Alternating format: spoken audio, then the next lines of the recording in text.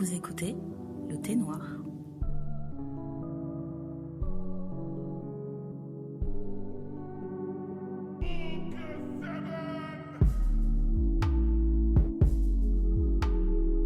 Bonjour à toutes et bienvenue dans le Thé Noir Podcast, le podcast des femmes noires sans filtre.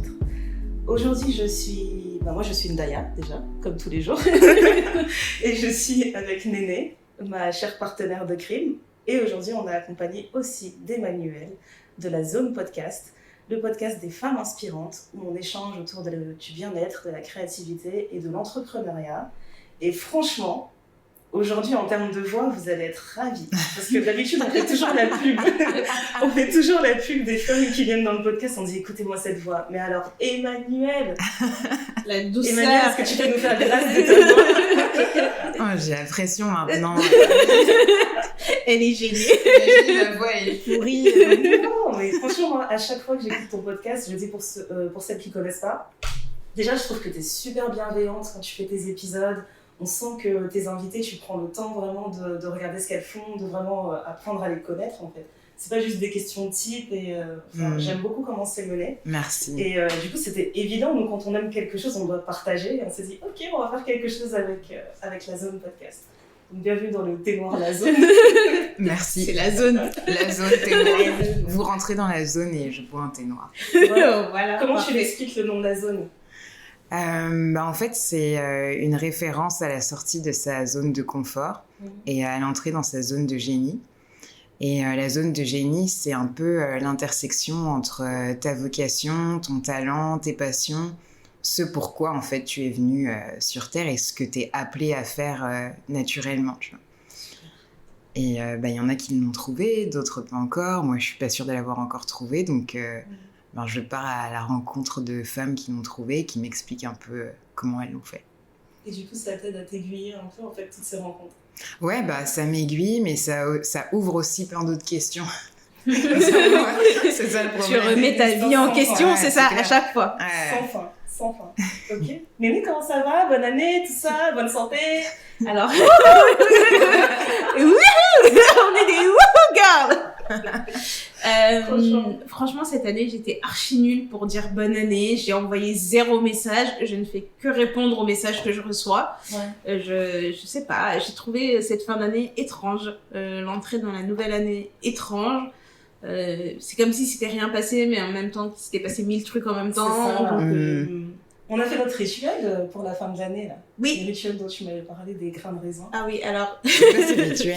C'est un grain de raisin par gong à minuit. Ouais. Et en fait, ça te permet d'appeler la prospérité, les bonnes choses, t'attirer le bon œil pendant la nouvelle année. Il y avait une... Comme on est des woo girls. on fait tout. Attends, c'est quoi les woo girls? Parce que j'ai envie de rigoler, moi. C'est 2 définitions. Soit c'est les filles qui disent wouh tout le temps quand elles font la fête parce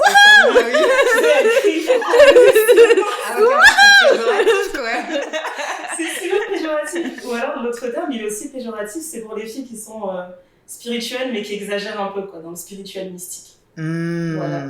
Donc les 12 grains de raisin. On a fait les 12 grains de raisin. La seule chose qu'on n'a pas faite, c'est le bain à minuit avec l'eau froide. Tu sais, où tu te frottes pour vraiment enlever tous les malheurs que tu as eu dans l'année précédente et entrer propre dans la nouvelle année. À tester. On n'a pas fait le sel. Il y a plein de choses qu'on n'a pas faites. Mais bon, l'année dernière, j'avais fait les 12 grains de raisin. Ça avait très bien marché. Je me suis dit, bon... 2022, c'était bien, du coup. C'était une année surprenante quand même, non? En fait, je dirais surprenante. Mais sur plein d'aspects ou des trucs où tu t'imagines pas que ça va se passer comme ça. Et puis finalement, t'es contente. Au moins, tu t'ennuies pas aussi. Ouais, mais j'avais besoin de me reposer. Mais t'as des trucs à raconter pour ce podcast, du coup. Ouais, il y a trop de choses à raconter. Probablement. C'est juste qu'elle fait de la rétention.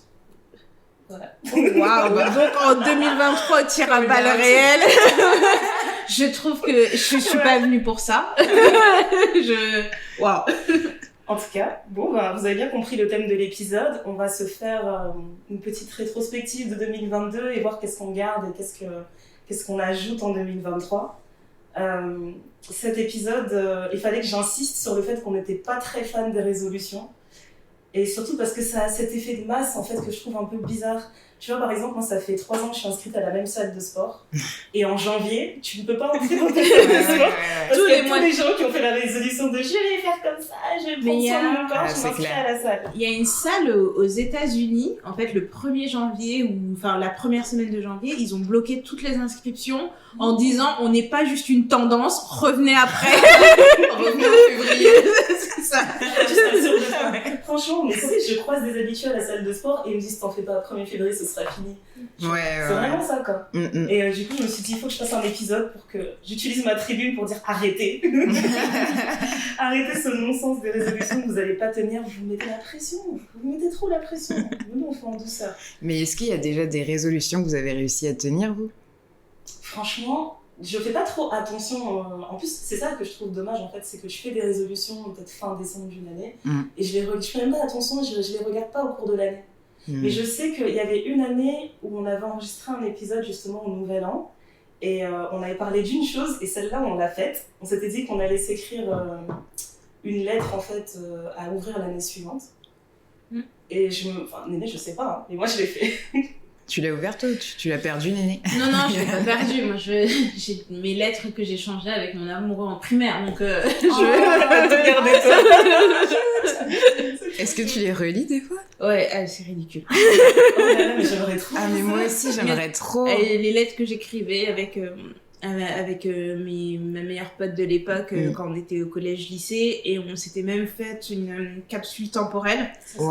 Et on avait mis plein de trucs et en fait la capsule tous les ans on avait une garde alternée et maintenant elle est en Australie donc c'est moi qui ai la capsule et quand elle revient on le rouvre, on remet des choses dedans. Mais c'est incroyable. Cool. Mais c'est génial en fait, ça devrait être un rituel de passage à la nouvelle année. Ouais, franchement, plutôt que des résolutions. C'est une bonne idée. Mais après, pour les résolutions, je pense que j'en ai tenu quelques-unes au long de ma vie, mais voilà, je pense que c'est... En fait, je les prends plus comme un gros morceau pour un an. Je vais les prendre, genre, ce mois-ci, je me challenge, je veux faire ça. Et si je peux, tant mieux. Si je réussis à 90%, c'est pas un échec parce que si j'avais pas noté ça pour ce mois-ci, je l'aurais pas fait. Donc, je fais petit par petit. Faire des petits pas, c'est ça qui permet vraiment d'avoir des habitudes. C'est vrai. Et après, moi, j'ai remarqué aussi que j'ai tendance à prendre des résolutions, pas au Nouvel An, mais plutôt à mon anniversaire. J'ai l'impression que mon Nouvel An, c'est plutôt ça, en fait. Ouais. En vrai, c'est ton Nouvel An. Ouais, c'est ça. Et du coup, c'est plus à mon anniversaire où je suis vraiment en train de me dire il faut que je fasse ça, il faut que je m'organise comme ci, il faut que je pense comme ça. C'est plus là que je me sens motivée à faire des choses. Après, mon anniversaire, c'est 1 mois après, donc... Grosso modo, ça fait... Potato, potato. Voilà. Non, mais moi, c'est pareil, parce que avant mon anniversaire, je suis toujours en grosse introspection. Et je refais le monde, je revois tout ce qui s'est passé. Je me dis, voilà, je vais entrer dans telle année de ma vie. Qu'est-ce qui va se passer ? Qu'est-ce qui va changer ? Et pareil, mon anniversaire, c'est 1 mois avant le Nouvel An. Donc, bon, c'est pas... Tu vois, si c'était au mois de juin, ça aurait été plus surprenant, tu vois. Ouais. C'est ça. Mais bon. Mais est-ce qu'Emmanuel prend des résolutions ? Est-ce que tu les tiens ? Non, moi, la seule résolution que j'ai tenue, et peut-être vous allez vous moquer de moi ou dire « Ah, un peu dégueu », mais c'est quand j'étais vraiment petite, genre 6-7 ans, un jour, je me suis dit « Là, Emmanuel, il faut vraiment que tu te brosses les dents tous les soirs. » Parce que la flemme, tu vois, parfois ta mère elle dit « Est-ce que tu t'es brossé les dents ?» Tu fais « Oui, allez !» Un soir, t'as dû avoir mal aux dents, tu t'es dit « Oulala, c'est terminé !» Exactement. J'arrête de vivre dangereusement. Exactement. Et c'est la seule résolution, je pense, que j'ai tenue. Sinon, les autres, je m'en souviens pas. Et je pense que je fais plus une rétrospective de l'année, plus que de me dire vas-y, je prends une résolution. Et je suis quand même un peu impulsive dans la vie, donc c'est un peu bizarre. Enfin, ça va pas trop avec ma personnalité de prendre des résolutions. Du coup, entrons dans l'introspection alors, si vous voulez bien. Qu'est-ce qu'il y a de nouveau pour vous ? Qu'est-ce qu'il y a eu de nouveau en 2022 ? Des nouvelles aventures, des choses que vous n'avez jamais faites avant, des attitudes qui ont changé, quoi ? Qu'est-ce qui est nouveau ? En bien ou en mal, genre, peu importe. Tout. Nouvelle vie en entreprise. Ouais. J'avais jamais mis les pieds dans le monde de l'entreprise et c'est un cauchemar. C'est un monde. J'espère que ma boss n'écoutera jamais ce podcast. Attends, t'avais tout ce temps sans être en entreprise? Ouais, tout ce temps, ça va. Ça fait juste... je travaille que depuis 2017, donc je suis un baby, genre salarié. Ouais, ça fait 5 ans quand même. Donc, Ouais, avant j'étais à mon compte. Et après, j'ai été dans une clinique juridique où on est une toute petite équipe, on est genre 3 quoi. Ouais. 3-4. Et après, là, je suis rentrée dans une grosse boîte. Et c'est... je n'ai pas les codes. On t'a pas envoyé. On parle à la machine à café, de quoi on parle? Heureusement, on est en télétravail, tu vois, parce que sinon, ce serait... Ah, mais en plus, impossible d'avoir les codes si tu commences dans une entreprise et t'as jamais été en présentiel. C'est très étrange. Ouais. Bah, ça va parce que, tu sais, tu te dis, sois sympa avec les gens, raconte pas trop ta vie, et puis acquiesce, tu vois, quand ils te racontent la leur, sans aller répéter, genre, aux autres et tous les infos. Mais tu vois, genre, sur l'heure du déjeuner... moi, j'ai juste envie d'écouter un podcast ou de lire un livre, puis de manger, puis c'est toujours genre... Alors, tu vas manger? Je dirais non. C'est dur, ça. Ouais. Je continue à chercher un crack code pour ça, parce que non, les post-déj, c'est pas mon truc. Ouais. Et moi, j'ai appris à dire non sur cette année passée de parfois on me dit « Ah, tu veux venir déjeuner ?» « Ah non, j'ai un truc prévu. » Et parfois, même quand j'ai commencé, parce que j'ai changé de boulot dans l'année 2022, et quand j'ai commencé, quand les gens, le premier jour, on te dit, bah, tu viens déjeuner avec nous, j'étais là. C'est le premier jour, madame. J'ai dit, ok. Le jour, c'est un effort. Non, mais j'allais faire un effort. Mais je m'étais dit, c'est pas grave s'ils déjeunent pas avec moi. Tu vois, je m'étais préparée psychologiquement en me disant, ce midi, je vais déjeuner toute seule, je vais en profiter pour me promener dans le quartier, parce que c'était une nouvelle zone où j'avais jamais travaillé avant. Donc, voilà. Et donc, maintenant, déjeuner, puis parfois je dis ah non, j'ai un autre truc de prévu, ou non, je vais déjeuner devant mon écran, j'ai beaucoup de travail, ou parfois non, j'ai juste besoin d'être toute seule, et je pense qu'ils l'ont compris, et s'ils l'ont pas compris, je m'en tape. Tu dois parler que sur toi pendant les pauses déj. Ah, c'est clair. Néné. Elle est vraiment bizarre. C'est sûr. Et qu'est-ce qu'elle nous cache? Non, mais franchement, et mes collègues, comme tu disais, les gens qui racontent tout le temps leur vie, mes collègues, je pense que je dis très peu de choses sur ma personne. Et donc, parfois, je pars tôt, on va dire, et ils vont me dire, ouais, tu vas où? Je dis, ouais, j'ai un rendez-vous. Mais cette double vie de podcasteuse, de nana qui est sur les réseaux. J'ai une de mes collègues, elle s'est mise en tête, elle m'a dit, je vais trouver ton Insta. J'ai dit, tu trouveras jamais. Elle dit, mais t'es en privé, mais t'es ça se fait pas de dire ça, elle dit, mais tu trouveras jamais. Elle me dit qu'elle va trouver. Et donc, elle a cherché, et elle dit, mais t'es même pas sur LinkedIn. Elle dit, mais tu n'existes pas. J'ai dit, oui, c'est pour ça que je te dis que tu me trouveras jamais, en fait. Enfin, voilà, avant d'enregistrer, on parlait avec Emmanuel et je lui disais que je m'étais mise sur Facebook parce que ma meilleure amie me disait, tu vas t'installer au Canada, on n'aura plus de nouvelles, mets-toi sur Facebook, quoi. Je voulais pas. Donc, je sais très bien me cacher des gens qui n'ont pas besoin de me connaître sur les réseaux. Waouh. Mais voilà. C'est la nouveauté de l'année? La nouveauté de l'année? Je sais pas si c'est la nouveauté de l'année, mais apprendre à dire un peu plus non. Chaque année, j'apprends de plus en plus à dire non et de plus en plus de choses. Moi, je suis fière de toi, franchement. On partait de loin. Il y a beaucoup de gens qui prennent énormément ton énergie, donc je suis contente. Franchement, je suis contente. Claiming my time. C'était vraiment c'était l'année de ça, c'était ton slogan. Moi, cette année, j'ai tenté plein de choses. Là-dessus, j'étais vraiment contente. À chaque fois qu'on me proposait des différents projets, différentes expériences, j'étais là, ouais, pourquoi pas. Ça m'a un peu saoulé le Néné, contraire de Néné. Dès que j'avais une idée, je disais, Néné, regarde, on pourrait faire ça. Elle me disait, quand est-ce qu'on dort? Quand est-ce que je vais pouvoir dire non, en fait? Franchement, je voyais Néné qui me regardait, genre, tu sais, je suis pitch une idée, elle me fait des yeux, genre, ça va nous coûter combien? En énergie. Non, mais c'est bien qu'on n'ait pas eu le moment où on avait envie de vivre en même temps. Parce qu'on aurait été ruinés en énergie, en argent. Au final, vous êtes bien complémentaires. Ouais, là-dessus, c'était cool. Mais même de mon côté, je sais que des deux nouveautés, on va dire, c'est que je me suis fait beaucoup d'amis en 2022. Je suis contente parce qu'il y a de plus en plus de femmes noires dans mon entourage. Et là, je suis juste... Je suis aux anges. C'est juste aux anges. Et... j'ai rencontré plein de femmes qui m'ont vraiment inspirée. Et du coup, limite, je leur ai toutes dit, tu ne sors plus de ma vie, tu m'inspires trop. Donc maintenant, toi et moi, on est amis, c'est terminé, tu vois. Et d'ailleurs, il y en a une que j'ai rencontrée qui est actrice. Et elle m'a envoyé un jour un appel à casting, et elle m'a dit « Ouais, je cherche des figurants, etc. J'ai envie de le faire, mais j'ai pas envie de le faire seule, viens avec moi. » Et j'étais là « Ok, Trop bien. c'est parti !» Et du coup, j'ai fait de la figuration pour un projet qui va sortir à Londres. Hein. Et j'étais trop contente, en fait. C'était la première fois que je faisais ça. On m'a maquillée, on m'a coiffée, habillée, tout ça. Je me suis sentie comme une star. Et ouais, je suis sortie de ma zone de confort, parce que c'est vrai que je sais pas si je peux dire encore que je suis timide. Je suis quand même timide et introvertie. Et je me suis dit, on va voir ce que ça fait d'être face à une caméra et on te dit, je veux que tu fasses ça. Est-ce que tu peux faire ça? Est-ce que tu peux jouer telle personne? C'était vraiment spécial. Et franchement, je peux dire maintenant à 100% avec toute la conviction du monde que je ne suis pas une actrice. Mais tu faisais de la figuration où t'avais un petit rôle, genre tu parlais ou Non, j'ai pas eu à parler, mais tu sais, en fait, on était en train de recréer l'esprit d'une fête. Et du coup, on me disait, alors moi j'ai besoin de toi, que tu sois la fille plantureuse, sensuelle, etc. Ok, ouais. Et tu vois, moi tu me dis sensuelle, d'un coup mon corps est... On va faire un bateau. Ça, danser comme un robot, j'étais là, ça c'est sensuel. C'est ça que vous voulez.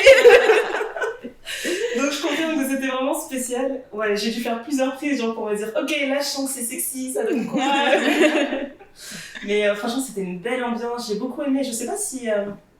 c'est parce que je jouais Londres avec un nouvel œil, mais en fait là, dans ce cadre-là, le tournage qu'on a fait, c'était un casting 100% noir. On avait tous entre 25 et 30 ans, et l'ambiance, elle était tellement bien, c'était tellement bienveillant, tellement chaleureux, etc. Et tu voyais tout le monde en fait en train de s'encourager. Genre, il y avait une personne qui avait un peu de mal à taper une pause ou à faire quelque chose dans son rôle, on était là, allez, tu vas y arriver, tout le monde qui crie derrière et tout. C'était super encourageant, et je me suis dit, j'ai jamais vécu un moment comme ça en France. Ouais. Je sais pas si c'est juste Paris qui est trop froid, qui est trop... je sais pas, qui est trop rigide, mais ça m'a donné envie de faire plus de choses à Londres. Et du coup, ça m'a inspirée pour les années suivantes. Je me suis dit, ok, je vais tenter encore plus de projets à Londres, pas spécialement en France, mais beaucoup plus en Angleterre. Bah, moi aussi, en fait, j'ai rencontré des gens, j'avoue. J'ai un peu commencé le podcast avec une note pas très positive, mais j'ai fait une retraite spirituelle pour la première fois. On est parti tout un week-end avec... on était 20 filles, enfin 20 femmes en fait. Et on est parti en chalet dans la forêt, donc au Québec. Et on a passé tout un week-end à renouer avec notre spiritualité, avec Dieu, puis avec notre foi. Et les filles, je les connaissais pas, j'en connaissais peut-être une ou deux. Et en fait, de rester comme ça en groupe pour un même but, un même objectif, ça crée des liens hyper intenses super rapidement, quoi. C'était juste 48 heures, mais c'était... Ah, c'était 48 heures? Ouais, c'était juste 2 jours, c'était un week-end, mais c'était incroyablement... c'était fort, quoi. C'était des émotions, mais décuplées fois 20, et j'ai noué vraiment des amitiés en très très peu de temps, comme quand t'es en maternelle et que tu te dis, tu veux jouer avec moi? C'est ma meilleure amie. Ouais, exactement. Wow. Puis, donc ça c'était une nouveauté pour moi qui je suis quand même assez extravertie, donc j'ai pas de mal à aller vers les autres et tout, mais avant que je te considère comme étant une amie, il se passe quand même pas mal de temps, et là c'était rapide et intense et fusionnel, et ça m'a surprise, mais ouais, ça aussi c'était nouveau et beau.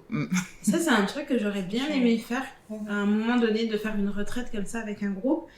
Et en fait, ce qui est bien en fait, quand tu crées des amitiés en tant qu'adulte, comme tu te connais déjà, et que par exemple là, dans ton cas, c'était une retraite spirituelle, donc potentiellement vous avez déjà un point commun, c'est plus facile de créer une amitié qu'avec un groupe complètement au hasard, tu vois, ou quand t'es dans la rue, ou peu importe, tu vois. Et comme Daya, pareil, tu vois, vous allez sur un truc de tournage, vous avez forcément un point commun quelque part, tu vois. Et je trouve que ça, c'est beau quand tu fais des trucs quand t'es plus adulte, parce que tu t'intéresses vraiment à ces choses-là. Alors que tu sais, quand t'es enfant, tes parents, ils te forcent à faire du judo, du cheval, de la danse, ou des trucs comme ça, t'es vraiment pas dedans. Mais en tant qu'adulte, pour se faire des amitiés, c'est bien de passer par ces centres d'intérêt. Je trouve ça plutôt cool, quoi. Ouais, c'est clair, parce que tu vois, même les amitiés que tu construis à l'école, ou quand t'es plus jeune, c'est un peu qui tout double. Soit c'est un coup de foudre, soit en fait t'es amis parce que vous vous suivez de classe en classe, mais en fait le seul point en commun, c'est d'être en cours de maths ensemble, tu vois. Ouais, c'est ça. Ok. Est-ce qu'il y a une chose en particulier dont vous êtes fiers en 2022?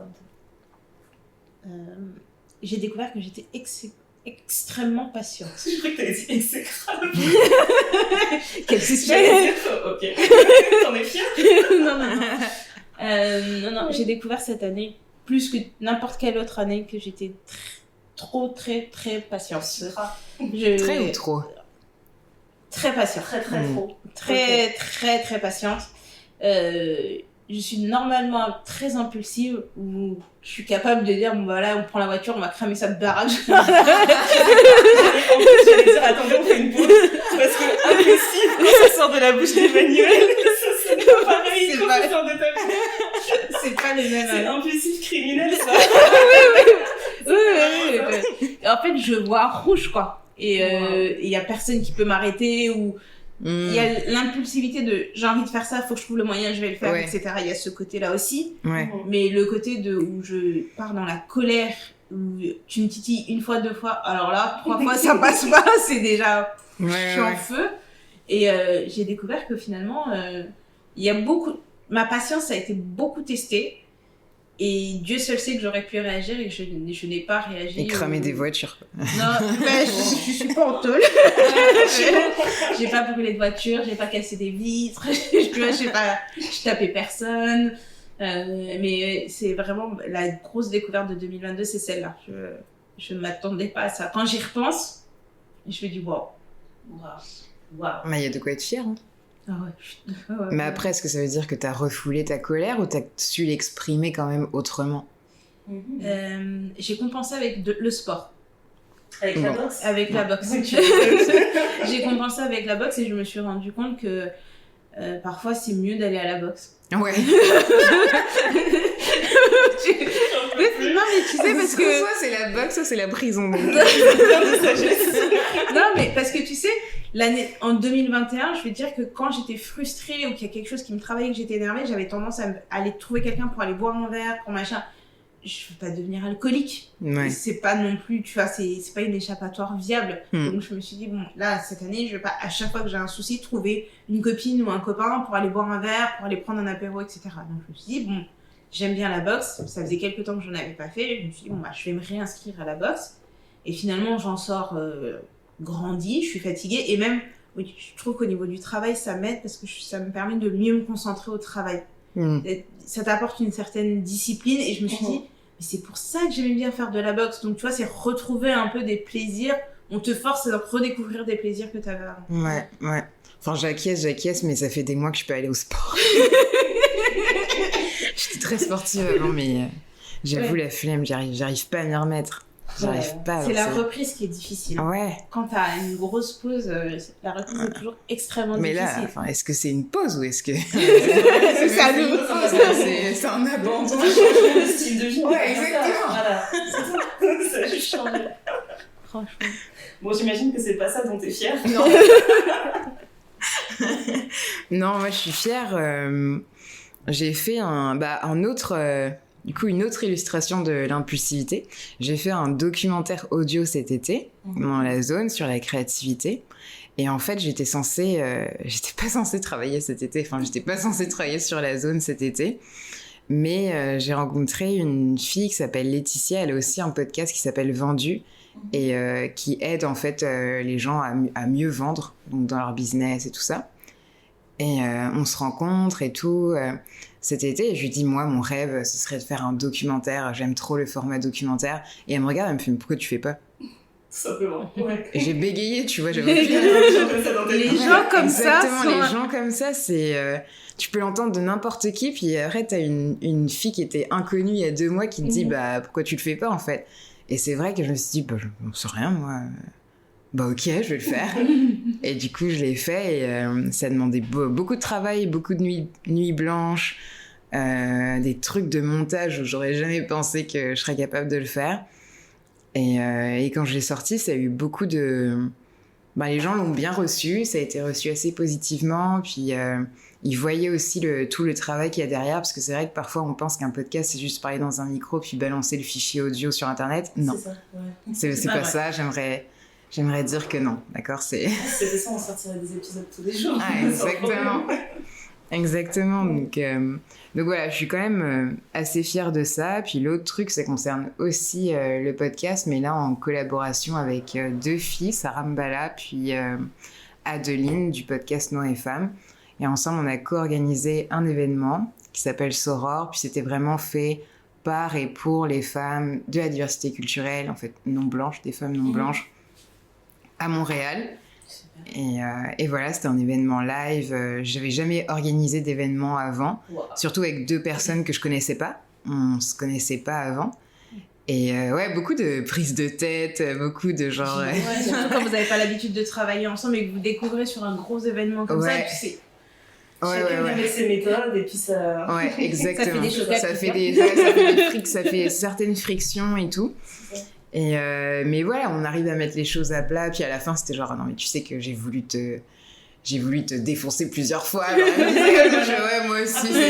L'objectif, c'était de faire de cet événement un succès. Exactement. C'était pas dans une mauvaise démarche. Voilà. Donc ouais, beaucoup de stress, beaucoup de sueur, mais au final c'était hyper positif aussi. On a reçu une centaine de femmes et un homme blanc. Il y en a toujours. C'était tellement bizarre quand il est rentré, on s'est dit mais il s'est perdu, ou il s'est trompé de date ou quoi.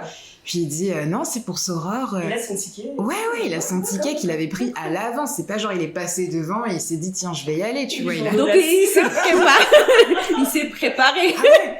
Genre, les gars, limite, il a acheté en mode early bird, tu vois. Wow. Et il est venu et il était le seul, mais je veux dire, c'est bien, tu vois, dans une démarche ça me fait toujours rire, mais en fait, c'est vraiment dans une démarche de connaître les autres. Exactement. Tu sais, juste être en retrait et écouter. Ouais, voilà, exactement. Ouais, franchement...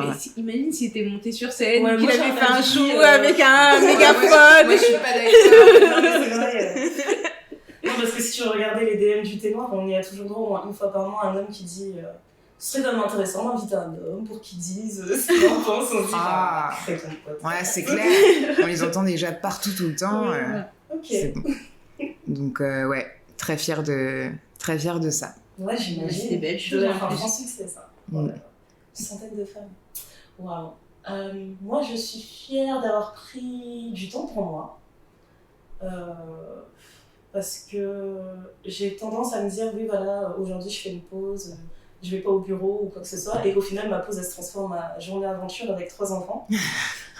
Je sais jamais faire la part des choses. À chaque fois ils se retrouvaient dans mes programmes et il fallait vraiment que ça change, il fallait que je prenne le temps pour moi-même. Je sais que je pense que c'était depuis 2021, un jour j'avais acté, j'ai dit bon maintenant dès que je sens que je commence à être vraiment un ras-le-bol, je me book 24 heures dans un hôtel et puis je reste avec moi-même.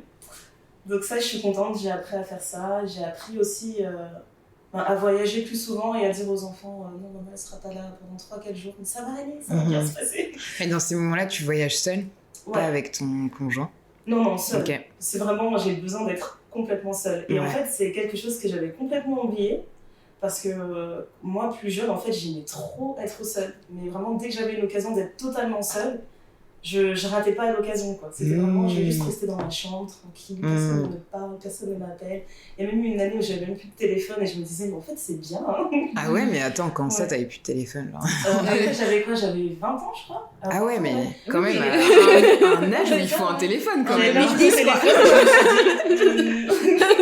Tu vois, je me disais, je vais devoir en racheter un, ça coûte cher quand même. Et puis à chaque fois, je me disais, j'en rachèterai un jour et je rachetais pas. Et du coup, pendant 1 an, je suis restée comme ça. Ah ouais, 1 an sans téléphone, mais comment ça fonctionne?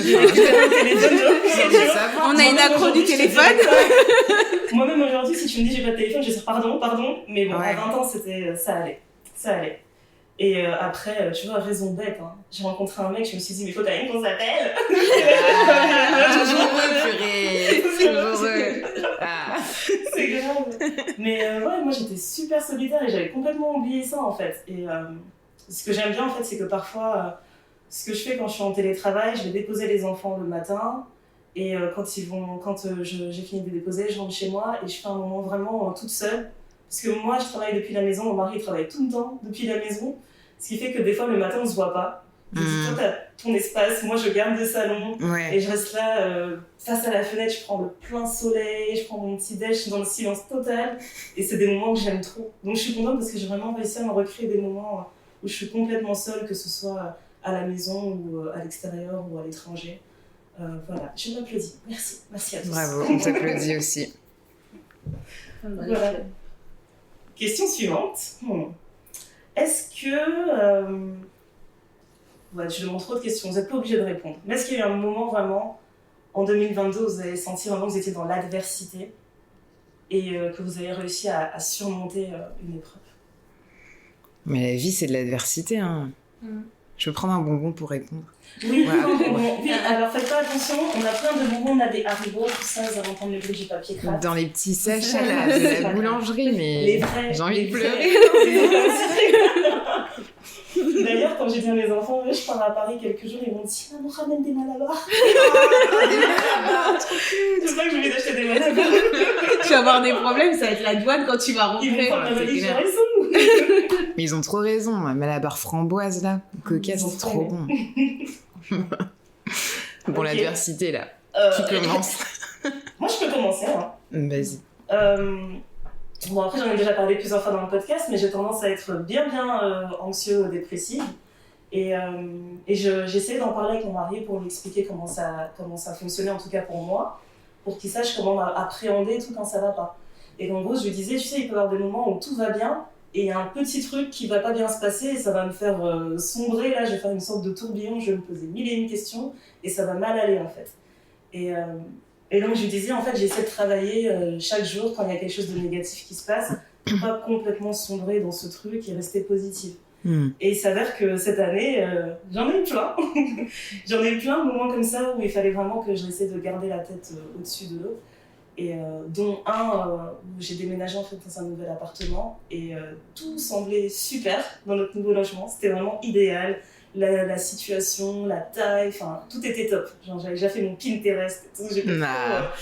J'étais trop emballée. Et dès qu'il a commencé à pleuvoir, temps de Londres, hein, classique, il s'est mis à pleuvoir et on s'est rendu compte en fait qu'il y avait une fuite quelque part dans l'immeuble. Ce qui fait qu'il y a des murs en fait qui prennent la moisissure. Oh non. Et là, j'étais en train de me dire, ok, donc là, mes enfants, en fait, sont en train de vivre dans un appart où on respire de l'air avec de la moisissure. Et j'ai commencé à faire une spirale comme ça. Et en fait, je me suis posée, je me suis dit, non, ok, ça sert à rien de commencer à paniquer comme ça. On va bien s'organiser, on va parler avec le propriétaire, on va parler avec la vie, on va voir qu'est-ce qu'on peut faire, etc. Et ouais, j'étais quand même stressée, mais j'ai réussi à rester tempérée en fait, à me dire il faut trouver une solution, on va pas lâcher l'affaire tant qu'on n'aura pas trouvé une solution. C'est tout. Mais c'est vrai qu'on va pas se mentir, ça a mis un coup au moral quand même. Mais là, c'est toujours un truc en cours en plus. Hein. Ah ouais, c'est pas réglé encore? Non, c'est pas réglé. Je continue à me battre avec mes proprios. Ah ouais, le propriétaire, il est pas coopératif. J'ai l'impression qu'à Londres, ils sont pires qu'en France là-dessus. Donc c'est... Horrible.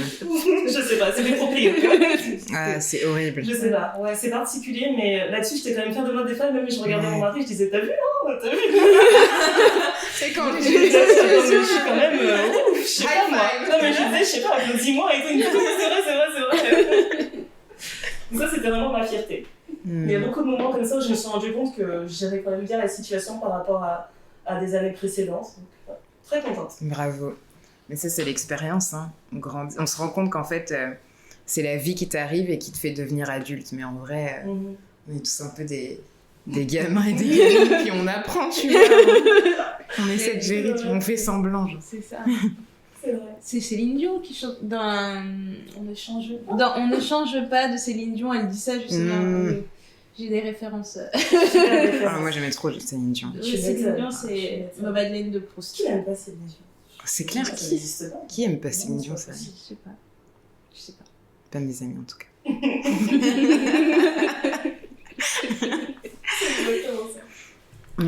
Adversité, moi je pense que ça a été d'essayer de retrouver ou en tout cas de créer un équilibre un peu entre ma vie créative, donc le podcast en fait essentiellement, et ma vie de couple, ma vie amoureuse.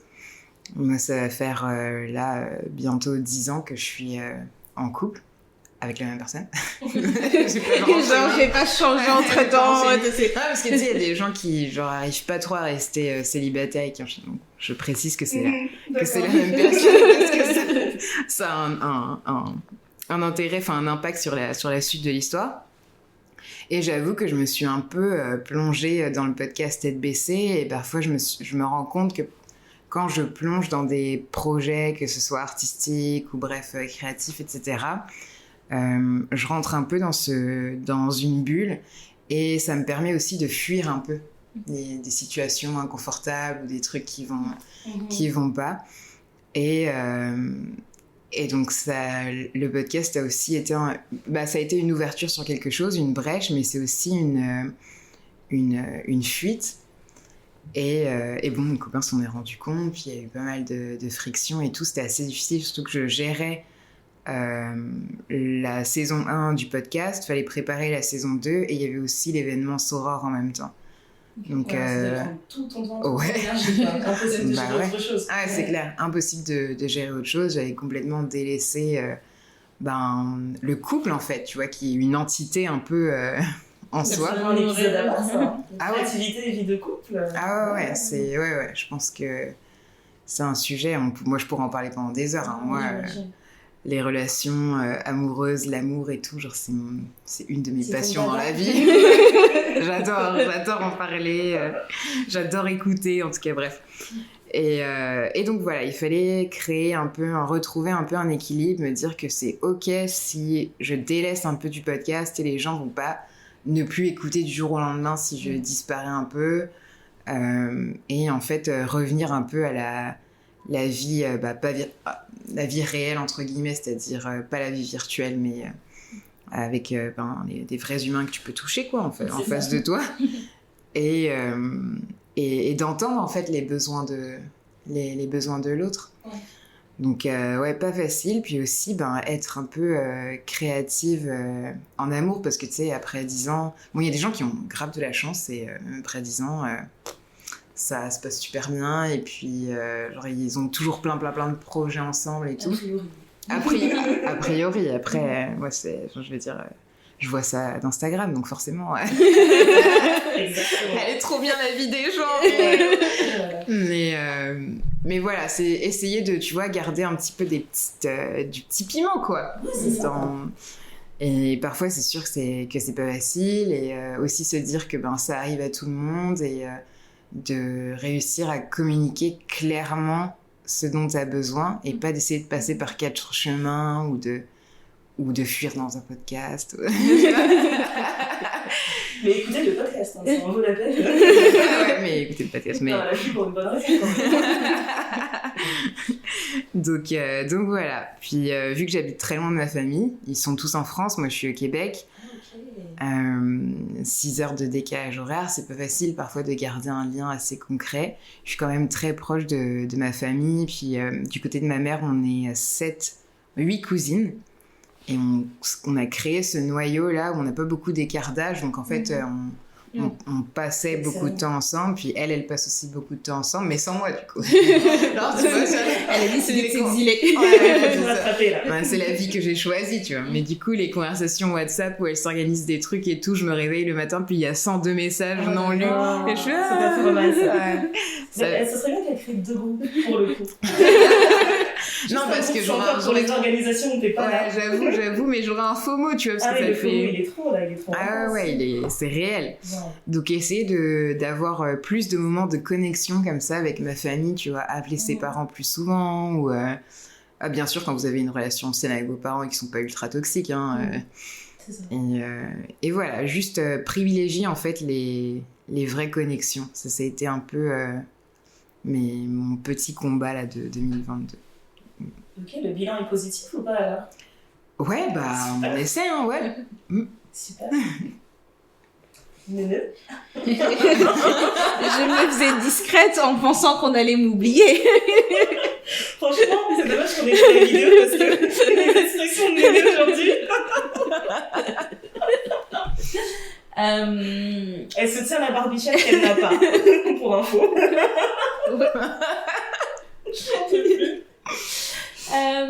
La diversité, c'était 2022. Je pense que ça tombe bien qu'on ait fait nos 2 épisodes de fin d'année, parce que comme ça je peux le dire clairement. C'est la situation avec ma fille. Je pense que c'est là où je disais tout à l'heure qu'on a testé ma patience et que je me suis pas énervée. C'est aussi. On avait bien compris. Je pense que c'est là où j'avais le plus d'adversité. Je pense que numéro 1, c'était ça. Et numéro 2, c'était le travail. Mais je pense que c'était pas volontaire. Je pense que c'est juste... J'ai changé d'entreprise, mais j'ai aussi changé de milieu. Donc du coup, c'est des codes qui sont un peu différents. C'est un contexte qui est complètement différent. En plus, j'ai changé de boîte dans un contexte de rachat. Donc, ça rajoute des tensions, des machins et tout. Et je pensais que dans mon ancienne entreprise, c'était des bébés cadom. Et en fait, je pense que là, j'ai le summum des bébés cadom. Là, c'est la crèche.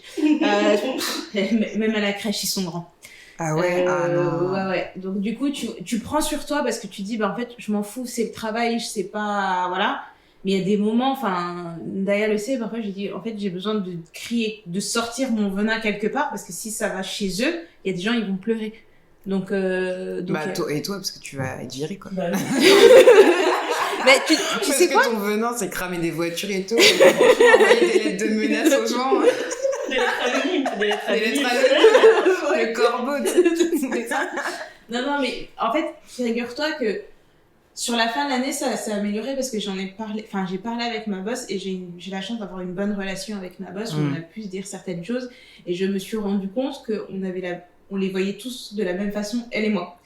Ah. Donc du coup, je me suis dit, je vais pas non plus à chaque fois aller la voir en lui disant, d'ailleurs, Athènes a fait ça. En fait, maintenant, vous avez développé une sorte de langage. On a un langage, on se comprend et je trouve, en fait, c'est ça aussi qui fait du bien, c'est que tu évolues dans un environnement où tu sais que quand tu vas dire quelque chose, ça va être pris en compte parce que ce sera pas vu comme un caprice ou comme un truc ou quoi que ce soit parce que tu prends sur toi et maintenant comme ça fait 1 an qu'on travaille l'une avec l'autre et qu'elle voit comment je travaille et machin, c'est tout bête, hein. Moi parfois je vais faire des déjeuners à l'extérieur, je vais prendre 2 heures pour faire mon déjeuner et les gens ils vont me dire oh, dis donc tu te permets 2 heures pour le déjeuner. J'ai dit ouais mais en fait quand moi j'arrive avant tout le monde et que je pars après tout le monde, ça vous le voyez pas, donc ma boss ne me dira rien ou une fois, je suis allée la voir, c'était la première fois que je partais, il était 17h30. Je lui ai dit, par contre, aujourd'hui, il faut vraiment que je parte. Elle me dit, non, mais vous n'avez pas à vous justifier.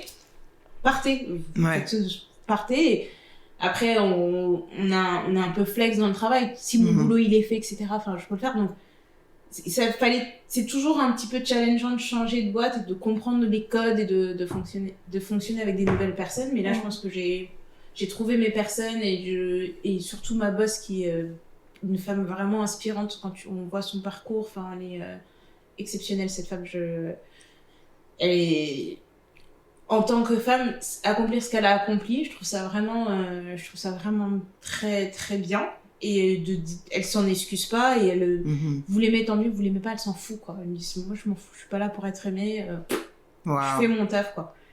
Et puis pour ma fille, c'est pas tant la distance, mais c'est les gens qui ne font pas leur taf.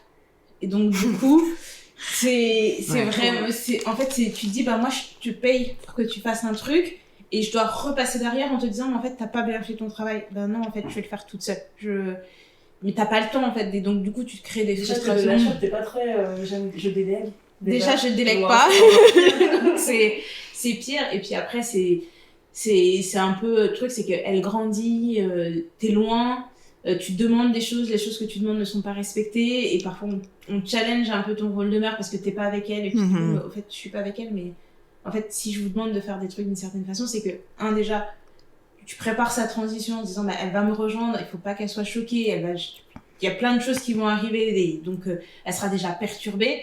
Ça peut être d'un truc aussi bête que d'une crème qu'elle utilise, tu vois. J'ai dit en fait si je veux qu'elle utilise cette crème là, je sais pourquoi je vous dis qu'elle doit utiliser cette crème là, parce que moi j'ai des souvenirs d'enfants qui me reviennent avec des odeurs, donc c'est vraiment un truc, c'est de la psychologie après, mais il y a de ces choses que tu gardes qui te marquent. Et tu sais pas pourquoi ça t'a marqué, ou il y a certaines paroles il y a certaines choses que je veux pas qu'on dise à côté d'elle, parce que, voilà, c'est quelque chose, tu sais pas ce que ça peut développer après. Donc, je suis peut-être trop précautionneuse. Mais on peut pas vraiment être trop précautionneux de toute façon avec ses enfants. Hein. C'est la façon dont tu as choisi de l'éduquer, c'est toi. Exactement, c'est maman qui sait. Tu vois. Donc, du coup, c'est des petites choses comme ça où je me dis, putain, là, c'est difficile pour moi d'arriver à lâcher prise, à me dire... c'est pas grave, parce que du coup, tu lâches beaucoup prise et au bout d'un moment, quand c'est vraiment un truc bête, tu dis non, mais là, vous vous foutez de ma gueule, quoi.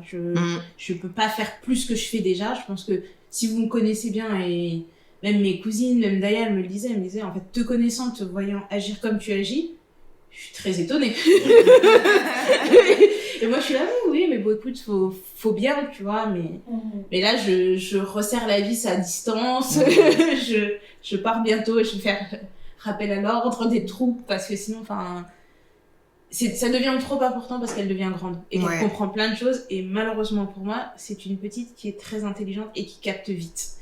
Et donc, du coup, elle est même très éveillée pour son âge. Donc, c'est maintenant ou jamais, quoi. Mais en fait, quand t'es... je dis ça, mais je suis pas maman, ok. C'est juste que je vois autour de moi. Tu peux pas faire de compromis sur ta colère.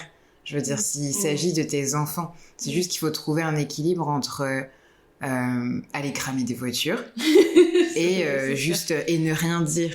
Tu vois, t'as le droit d'être en colère et d'exprimer un différend ou te plaindre d'un travail qui est mal fait. C'est juste qu'il faut réussir à l'exprimer de manière à ce que ce soit bénéfique pour toi, parce que tu vas lâcher du coup ta colère et elle va passer, parce qu'en fait quand tu exprimes tes émotions après elles s'en vont tout simplement. Et en même temps, pour que ça déclenche quelque chose chez ton interlocuteur et qu'il se bouge, tu vois, et qu'il fasse quelque chose. Et je pense que ça c'est des colères saines et qui sont entièrement justifiées, tu vois. Tout à fait. Je suis d'accord, mais le truc c'est que là t'as ta façon de réfléchir à toi. Et après, il faut trouver la façon de parler aux gens. Donc, je vais pas non plus forcément leur rentrer dedans, parce que avec l'âge, j'ai compris que c'est pas une façon de faire. Donc, t'essaies d'être un peu diplomate, mais t'es gentil un peu, mais après, ils ont l'impression que tu rigoles. Mais en fait, non, je rigole pas. Donc, il faut tout le temps ajuster la jauge. Ouais, il faut doser, en fait. D'abord, t'es gentil, et tu dis non, en fait, je veux pas. Après, c'est... En fait, non, en fait, je ne veux pas. Ouais. Et ensuite, tu montes encore d'un cran, parce qu'il y a des gens qui, déjà, quand t'arrives au niveau 2, il y a des gens qui comprennent pas. Donc, tu peux passer au niveau 3. Je dis, en fait, ce que je dis, on fait, c'est comme ça, pas autrement. Je m'explique pas. Et après, bon, tu passes au niveau 4, et là, les gens, ils se disent, bon, bah, incroyable, hein! Je comprends pas pourquoi elle s'est énervée. C'est fou, hein, il y a des gens, ça va, madame. Ne vous énervez pas. La pire chose à dire à quelqu'un qui est en colère. Calme-toi. Ça me mettait hors de moi, ça, le calme-toi, là. Moi, je pense qu'il y a des gens qui font exprès. Tu vois, comme c'est Darmanin qui a fait sourire, genre, mais que toi, c'est rien. Tu dis, mais calmez-vous, ça va bien se passer. Ah oui, ça va bien se passer. Mais horrible. J'ai explosé moi-même alors qu'il me parlait pas. Ouais. Calmez-vous. Avec cette arrogance, cette condescendance des gens qui pensent qu'ils sont au-dessus de tout le monde. C'est insupportable. Ça va bien se passer, calmez-vous. Mais elle a bien géré, hein. Ouais. Elle a vraiment super bien géré. Parce que Nana, elle aurait brûlé sa voiture. Non, mais j'ai jamais non, brûlé. Elle aurait volé sa voiture. Ouais. Mais j'ai jamais brûlé de voiture, hein. Je tiens à le dire. J'avoue, parce que là, on a Non, il n'y a pas eu de voiture brûlée, par ma connaissance. Voilà. Est-ce que... qu'est-ce que vous gardez en 2023, genre un trait de personnalité que vous n'avez pas l'intention de changer? Et je précise que ce soit positif ou négatif. Voilà. Genre, ça fait partie de vous, vous avez décidé, non, c'est comme ça va rester. Moi, je pense que le mien est mixte. Il fait les deux. Le fait d'être serviable. Autant c'est très positif quand tu aides les gens, mais autant c'est négatif parce que parfois tu t'oublies pour aider les autres. Mais je pense que c'est un bon trait à avoir parce que... Non, ils se font rares, les gens comme toi. Parce que je me dis que ça montre que tu es capable de vivre avec l'autre et de avoir conscience de l'autre. Je trouve qu'on perd la conscience de l'autre. Grave. Tu vas voir une dame dans la rue, enfin bêtement, hein, tu la vois, elle galère avec ses courses, les gens passent comme s'ils ne voyaient rien. On se voit pas. Et donc du coup, le fait de dire, excusez-moi madame, est-ce que je peux vous aider? Ou même ne serait-ce que tenir la porte. Enfin, tu vois, j'étais dans une brasserie la dernière fois, il y avait une personne âgée qui essayait de sortir, elle avait 2 cannes, la pauvre, il y avait un mec qui avait sa chaise qui était tellement reculée loin de la table, mais il s'est pas dit, tiens, je vais avancer, quoi. Donc moi, je me suis levée, j'ai avancé ma chaise pour laisser passer cette personne âgée-là. Ou même les gens en poussette, tu vois, tu te dis, bon, bah voilà, on est à Paris, les trottoirs sont minuscules, tu vois une poussette arriver, enfin, fais un effort, enfin... Ouais. Enfin, tout ce genre de choses. Donc je me dis, le fait d'être serviable et d'être capable d'aider l'autre, même si ça a des mauvais côtés, parce que on a parfois tendance à s'oublier, je trouve que c'est quelque chose que je veux garder, et garder aussi le fait que je sois une personne naturellement positive. Je cherche toujours à voir le verre à moitié plein plutôt qu'à moitié vide, et je pense que ça aide pas mal, parce que toute la journée, quand tu parles avec les gens, c'est déprimant. Non, mais il y a toujours un truc qui ne va pas. Ouais. Mon verre d'eau était trop froid. Ah, ok, tu veux dire les gens n'arrêtent pas de se plaindre, quoi. Ouais, les gens se plaignent tout le temps. Le verre d'eau est trop froid, la lumière est trop lumineuse, le soleil brille trop, il fait trop chaud. Enfin, il y a toujours un truc, et plutôt de se dire d'être positive et d'être aussi orientée, trouver des solutions aux problèmes. Ouais. Pour rester dans cet esprit positif, parce qu'en fait, tu le vois, t'as des gens qui arrivent au boulot, ils sont tellement négatifs, ne serait-ce qu'en passant la porte, tu sens l'énergie qui vient avec. Enfin, qui vient avec. Donc je me dis, si moi je peux être positive, je peux être un soleil, et rester positive malgré tout ce qui se passe dans ma journée, et après, tu rentres chez toi, t'es rincé, tu te dis, mon Dieu, ma journée était horrible, etc., etc. Mais peut-être le garder pour moi et pas forcément impacter les gens avec cette énergie-là, parce que tu sais pas, en fait, il y a des gens qui prennent beaucoup d'énergie, et c'est drainant, enfin, c'est ces choses-là que je veux garder. Mais sur le point de, tu vois, être serviable, ça m'a fait penser à un documentaire sur Arte que j'ai regardé il y a pas longtemps, et c'est sur le business de la positivité. Et en gros, ils expliquent que tu vois, est-ce que vous êtes familier avec la pyramide de Maslow ? Oui, des besoins. Ouais, c'est ça, la pyramide des besoins, où tu as d'abord tes besoins primaires, ensuite un besoin d'appartenance, etc. Puis à la fin, quand tu as monté tout en haut de la pyramide, donc dans les sociétés occidentales qui vivent en paix, qui ont une économie, genre ça fonctionne, etc., ben, ils sont en quête d'un épanouissement personnel. Bref, c'est la quête du bonheur, quoi. Et en fait, ils ont tellement tourné tu vois, le développement personnel, etc., cette quête de sens vers soi-même, qu'on est tellement, tellement, tellement centré sur soi-même qu'on se dit même pas que être positif, puis être heureux, c'est d'abord être au service de l'autre, tu vois, et de créer du lien et des connexions avec les autres. On n'a jamais été autant interconnectés et en même temps aussi individualistes, tu vois, dans les sociétés occidentales. Incroyable. Et on n'a jamais aussi été autant en souffrance. Tu vois, je sais pas si c'est parce qu'on parle plus de santé mentale maintenant, ou si parce que les gens sont de plus en plus malheureux.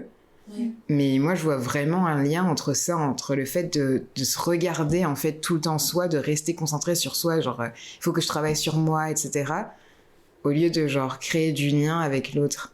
Et c'est fou parce que même tout le business qui s'est créé autour de la santé mentale, au final, c'est ce qui crée aussi des séparations et des scissions. Où il y a certaines personnes qui ont tellement pris ça à la lettre qui se disent pour ma santé mentale, s'il faut que je coupe une personne de ma famille, je la coupe. S'il faut que j'arrête de parler à telle personne, j'arrête de lui parler. Et du coup, on est tous tellement centrés sur notre bien-être interne et pour le bien de notre santé mentale, d'avoir rien de négatif autour de nous. Tu peux facilement te retrouver seul. Mais oui, seul et isolé. Et en fait, tu vois, je veux dire, même si t'es quelqu'un de solitaire, même si t'es introverti, etc., et que t'aimes ta solitude et ta paix, moi aussi j'aime la solitude et ma paix, on est des êtres sociaux, on a besoin de l'autre, en fait. C'est même pas genre une envie, c'est qu'on a vraiment besoin d'être en interaction avec l'autre. Tu vois, les gens qui sont en prison et qui sont en isolement pendant plusieurs jours, ils deviennent ouf. Donc bravo Néné, franchement, de rester serviable, c'est une belle valeur. Moi, j'ai décidé de rester bienveillante pour ce qui est de mes enfants et de mes amis proches. C'est vrai que dans mon entourage, on n'avait pas facilement pris l'habitude de vraiment tout se dire.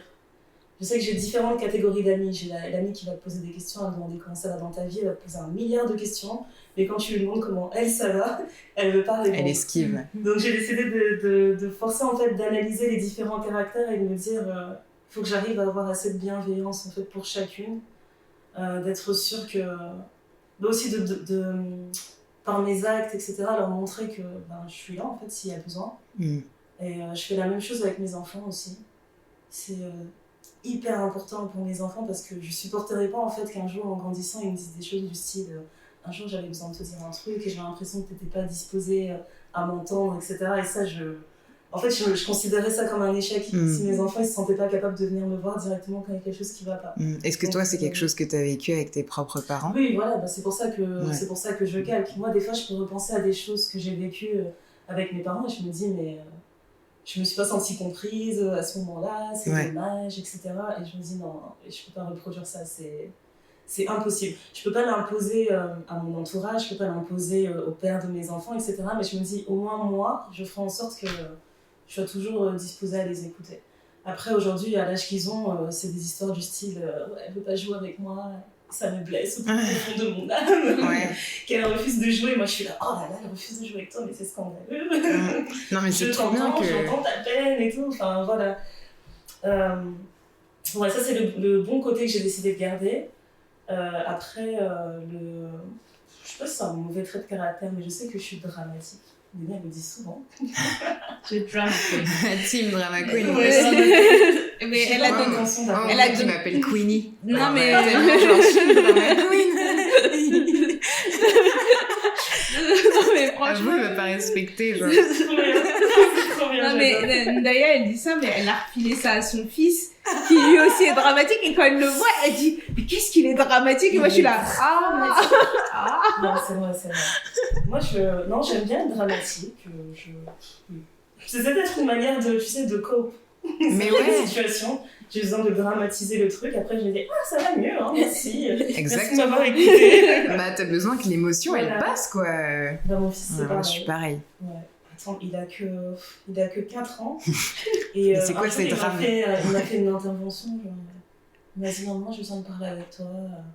Je comprends pas et tout, pourquoi tu m'aimes pas. Et en plus, il me parle toujours de ses sensations. J'ai la sensation que tu m'aimes pas parce que quand je te demande des choses, tu dis non. Et tout. Et je lui dis, ah bon? Et du coup, j'allais lui poser une question, je lui dis, qu'est-ce qui te fait penser? Et il me coupe la parole et il me dit, moi, tu sais, je te demande des trucs et c'est toujours non, DJ, non, tu fais pas ça, non, tu fais pas le truc. Et moi, ça me fait mal, et là, j'étais là, ok. Wow. Mais il fait tellement preuve d'introspection pour son âge, c'est incroyable. Il me parle tout le temps de ses sentiments. Ah ouais, mais c'est ouf. Non, mais pour l'anecdote, une fois, je sais pas ce qui s'est passé. J'étais chez Ndaya. On s'amusait bien avec les enfants, on fait des blagues et tout. Ce jeune homme, on fait des blagues, on rigole. Après, on se dit, on va sortir. Sauf qu'à partir du moment où on est dehors, il arrête pas de faire des bêtises. Donc moi, je lui dis, non, tu fais pas ça. Arrête, viens là, machin, etc. On était assis l'un à côté de l'autre. Il me dit, tu vois, est-ce que tu peux me dire ce qui se passe? On était à la maison, tout se passait bien, on rigolait. Et là, on est dehors, t'arrêtes pas de me dire non, tu m'aimes plus. J'étais là, j'ai dit non, mais c'est parce que je t'aime et que je fais attention à toi. Je dis, je vais pas te laisser courir sur la route, il y a des voitures. Et donc, il était vraiment sérieux, il avait croisé ses petits bras et me disait non, parce qu'à la maison, tout se passait bien, on rigolait, on se faisait des câlins. Et là, on est dehors, tu me dis non, tu m'aimes plus. Mais il est incroyable. Franchement, soit il est ultra connecté à ses émotions, soit c'est un manipulateur de première. C'est ce que je me dis des fois, peut-être que c'est un grand comédien et il se joue de nous tout le temps. Je fasse attention, mais... On en parle avec sa première copine. Franchement, avec sa première copine. Ses premiers émois. On verra comment on va le vivre. Mais ça serait vraiment un bon mec, hein. Il aime trop donner des câlins, faire des bisous, tout ça, il fait des blagues et tout, tu te dis avec bien. Puis connecté en plus à ses émotions. Il dit les choses, il parle, il construit des phrases, tu vois, il fait sujet, verbe, complément. Waouh. Je te jure. Ok. Alors, en 2023, qu'est-ce qu'on a à la poubelle? S'il y a un truc, pas forcément sur vous, mais s'il y a un truc dans le monde que vous pouvez jeter à la poubelle en 2023, on oublie ça, ce serait quoi? À part Covid. Trop partagé sur les réseaux. Trop faire semblant et trop partager sur les réseaux. Ouais. Ah ouais. Ça, on jette ça. Je suis d'accord avec... Franchement, je donne la même réponse en fait. Moi, c'est le commérage. Je peux plus. Moi, ça va avec. Voilà, mais je me dis même en physique, en fait. Je sais qu'à un certain âge, je pouvais encore, j'allais dire tolérer, c'était même pas tolérer, mais je pouvais facilement tomber dedans et tout, sur des petites choses ici et là. Et maintenant, en fait, c'est vraiment devenu un truc, genre, physiquement, je rejette ça. J'entends commérer, c'est genre, ça me dresse le poil, j'ai besoin qu'on passe à autre chose. Ouais. Puis t'as pas envie d'en être, tu vois. T'as pas envie d'être celle qui genre parle sur les autres. C'est ça, en fait. Mais de toute façon, les gens qui commèrent avec toi sont les mêmes gens qui vont commérer de toi avec quelqu'un d'autre. Franchement. Donc, finalement, c'est un cercle vicieux. Tu n'es pas en sécurité. Non, mais vraiment, j'ai décidé ce genre de mécanisme. En fait, si j'entends des choses, je vais dire non, mais ça m'intéresse pas. Tu vois, quitte à être un peu désagréable quand je vais le dire, mais tu vois, si tu dis à une personne qui commence à parler de quelqu'un, t'as pas besoin de le savoir et que tu lui dis juste, ouais, mais je m'en fous, en fait. Tu vois, c'est vraiment facile de passer à autre chose et ça te met aussi face à ce mauvais trait de caractère, en tout cas. Moi, j'espère vraiment qu'il y aura plus de ça dans ma vie. J'espère pour toi aussi. Mais ouais, j'avoue, arrêtez de tout partager sur les réseaux sociaux. Ça suffit. 2023, ça suffit. Ce sont pas tes amis, en fait. Ouais, et puis aussi, pensez à ceux qui n'ont pas ce que vous avez, quoi. On est là à regarder ce qui va trop bien dans votre vie, et puis ça nous met mal, parce qu'on est humaine. C'est ça, mais après, je sais pas, c'est particulier. Moi, j'aimerais surtout que les gens se rendent compte aussi que tout ce qu'on voit sur les réseaux, c'est loin d'être la réalité. Il y a des personnes qui font quand même l'effort d'être très transparents, enfin certains influenceurs qui font l'effort d'être transparents et dire voilà, je partage quand ça se passe bien et je partage aussi quand ça se passe mal. Mais la majorité ne font pas ça. On utilise 1 milliard de filtres, mais c'est normal. Que des bons moments. Donc, ouais. Si moi par exemple je te mets que des photos de toutes les fois où j'ai été au restaurant, même si j'ai été au restaurant peut-être 10 fois dans l'année, tu vas avoir l'impression que tous les week-ends, Daya, elle va au resto, elle vit sa meilleure vie parce qu'elle ne poste que ça. Enfin, j'aimerais bien qu'on apprenne tous aussi à prendre beaucoup de recul en fait par rapport à ce qu'on voit. Moi, ce que je fais la plupart du temps, je regarde des trucs et je dis oh là là. Après, je me dis c'est de la fiction. Ou sinon, moi, je me dis qu'elle sur Instagram, Netflix, elle a aussi sa part, genre. Tu vois, tout le monde a son quota de choses bien qui lui arrivent dans la vie et aussi de mauvaises choses ou d'adversités qui lui arrivent dans la vie.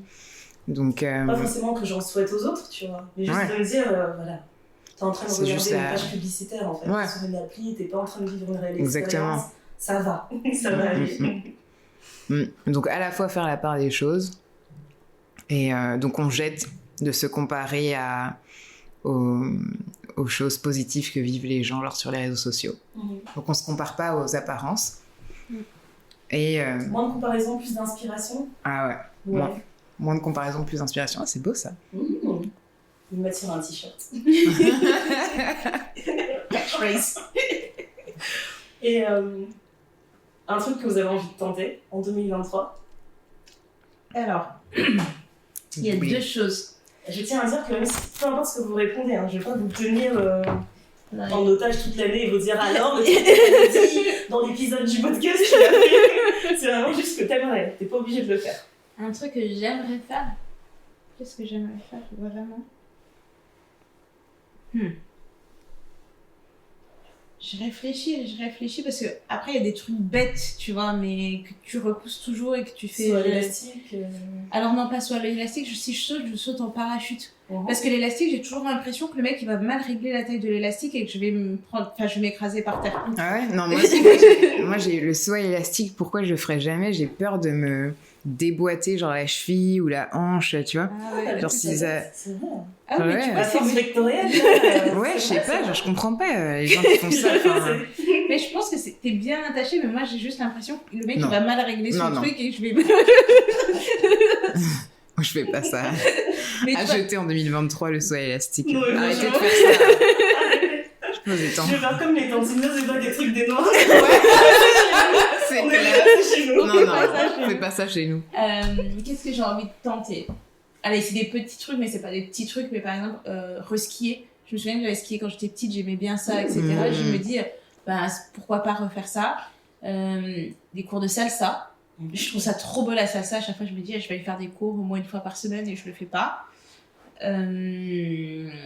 Et alors ça, c'est suite à une de mes très bonnes amies qui est ma sœur, qui est le sang, parce qu'elle n'aime pas qu'on dise que c'est mon amie, je trouve que c'est une insulte. En fait, on avait fait un truc, pareil, on s'était noté ce qu'on devait réaliser sur une année, mais en se mettant pas des trucs trop gros vraiment. Et on a terriblement échoué. Et le gage, c'était d'aller nager avec des requins. Ah ouais. Et du coup, c'est radical. Non, mais tu vois, on voulait un vrai truc, tu vois, aussi. À le faire. Du coup, tu dois nager avec des requins, maintenant. Mais en fait, malheureusement pour nous, il y a eu un peu de Covid, enfin bref, tu vois, et le plan, il a échoué. Et donc là, on s'est appelé au début d'année et tout, hein, ça va et tout, petit catch-up et tout. Et dit, ouais, franchement, cette année, on est obligé d'aller nager avec les requins, on a vraiment foiré. On devait faire ce qui était sur la liste, tu vois. Je vais t'envoyer des recos des meilleures plages, de nager avec des requins. Et en fait, on l'a repoussé une fois en se disant, bon, on se laisse du sursis, une année de sursis, en se disant que ça n'a servi à rien. Donc, voilà. Tu sais qu'il y a des requins inoffensifs. Oui, j'ai un collègue qui est parti faire un voyage en Jamaïque qui m'a dit qu'il a nagé près d'un truc de requin et tout. Non, alors là, je pense que c'est vraiment... L'idée, c'était qu'on soit dans une cage avec les vrais requins. Le vrai truc, hein, pas les bébés requins, là. Ah, ok. Donc, tu veux des requins pas inoffensifs. Ah ouais, c'est... Tu vis dangereusement. Qu'est-ce qu'on raconte? Non, mais tu vois, c'est des choses... Autant aller skier, quoi. Ouais. La salsa, c'est facile. Mais... Autant aller skier, il n'y a plus de neige. Enfin, tu peux même pas aller skier. Ouais, il faut aller très, très haut. Super triste. Mais mon rêve, ça serait de skier au Congo.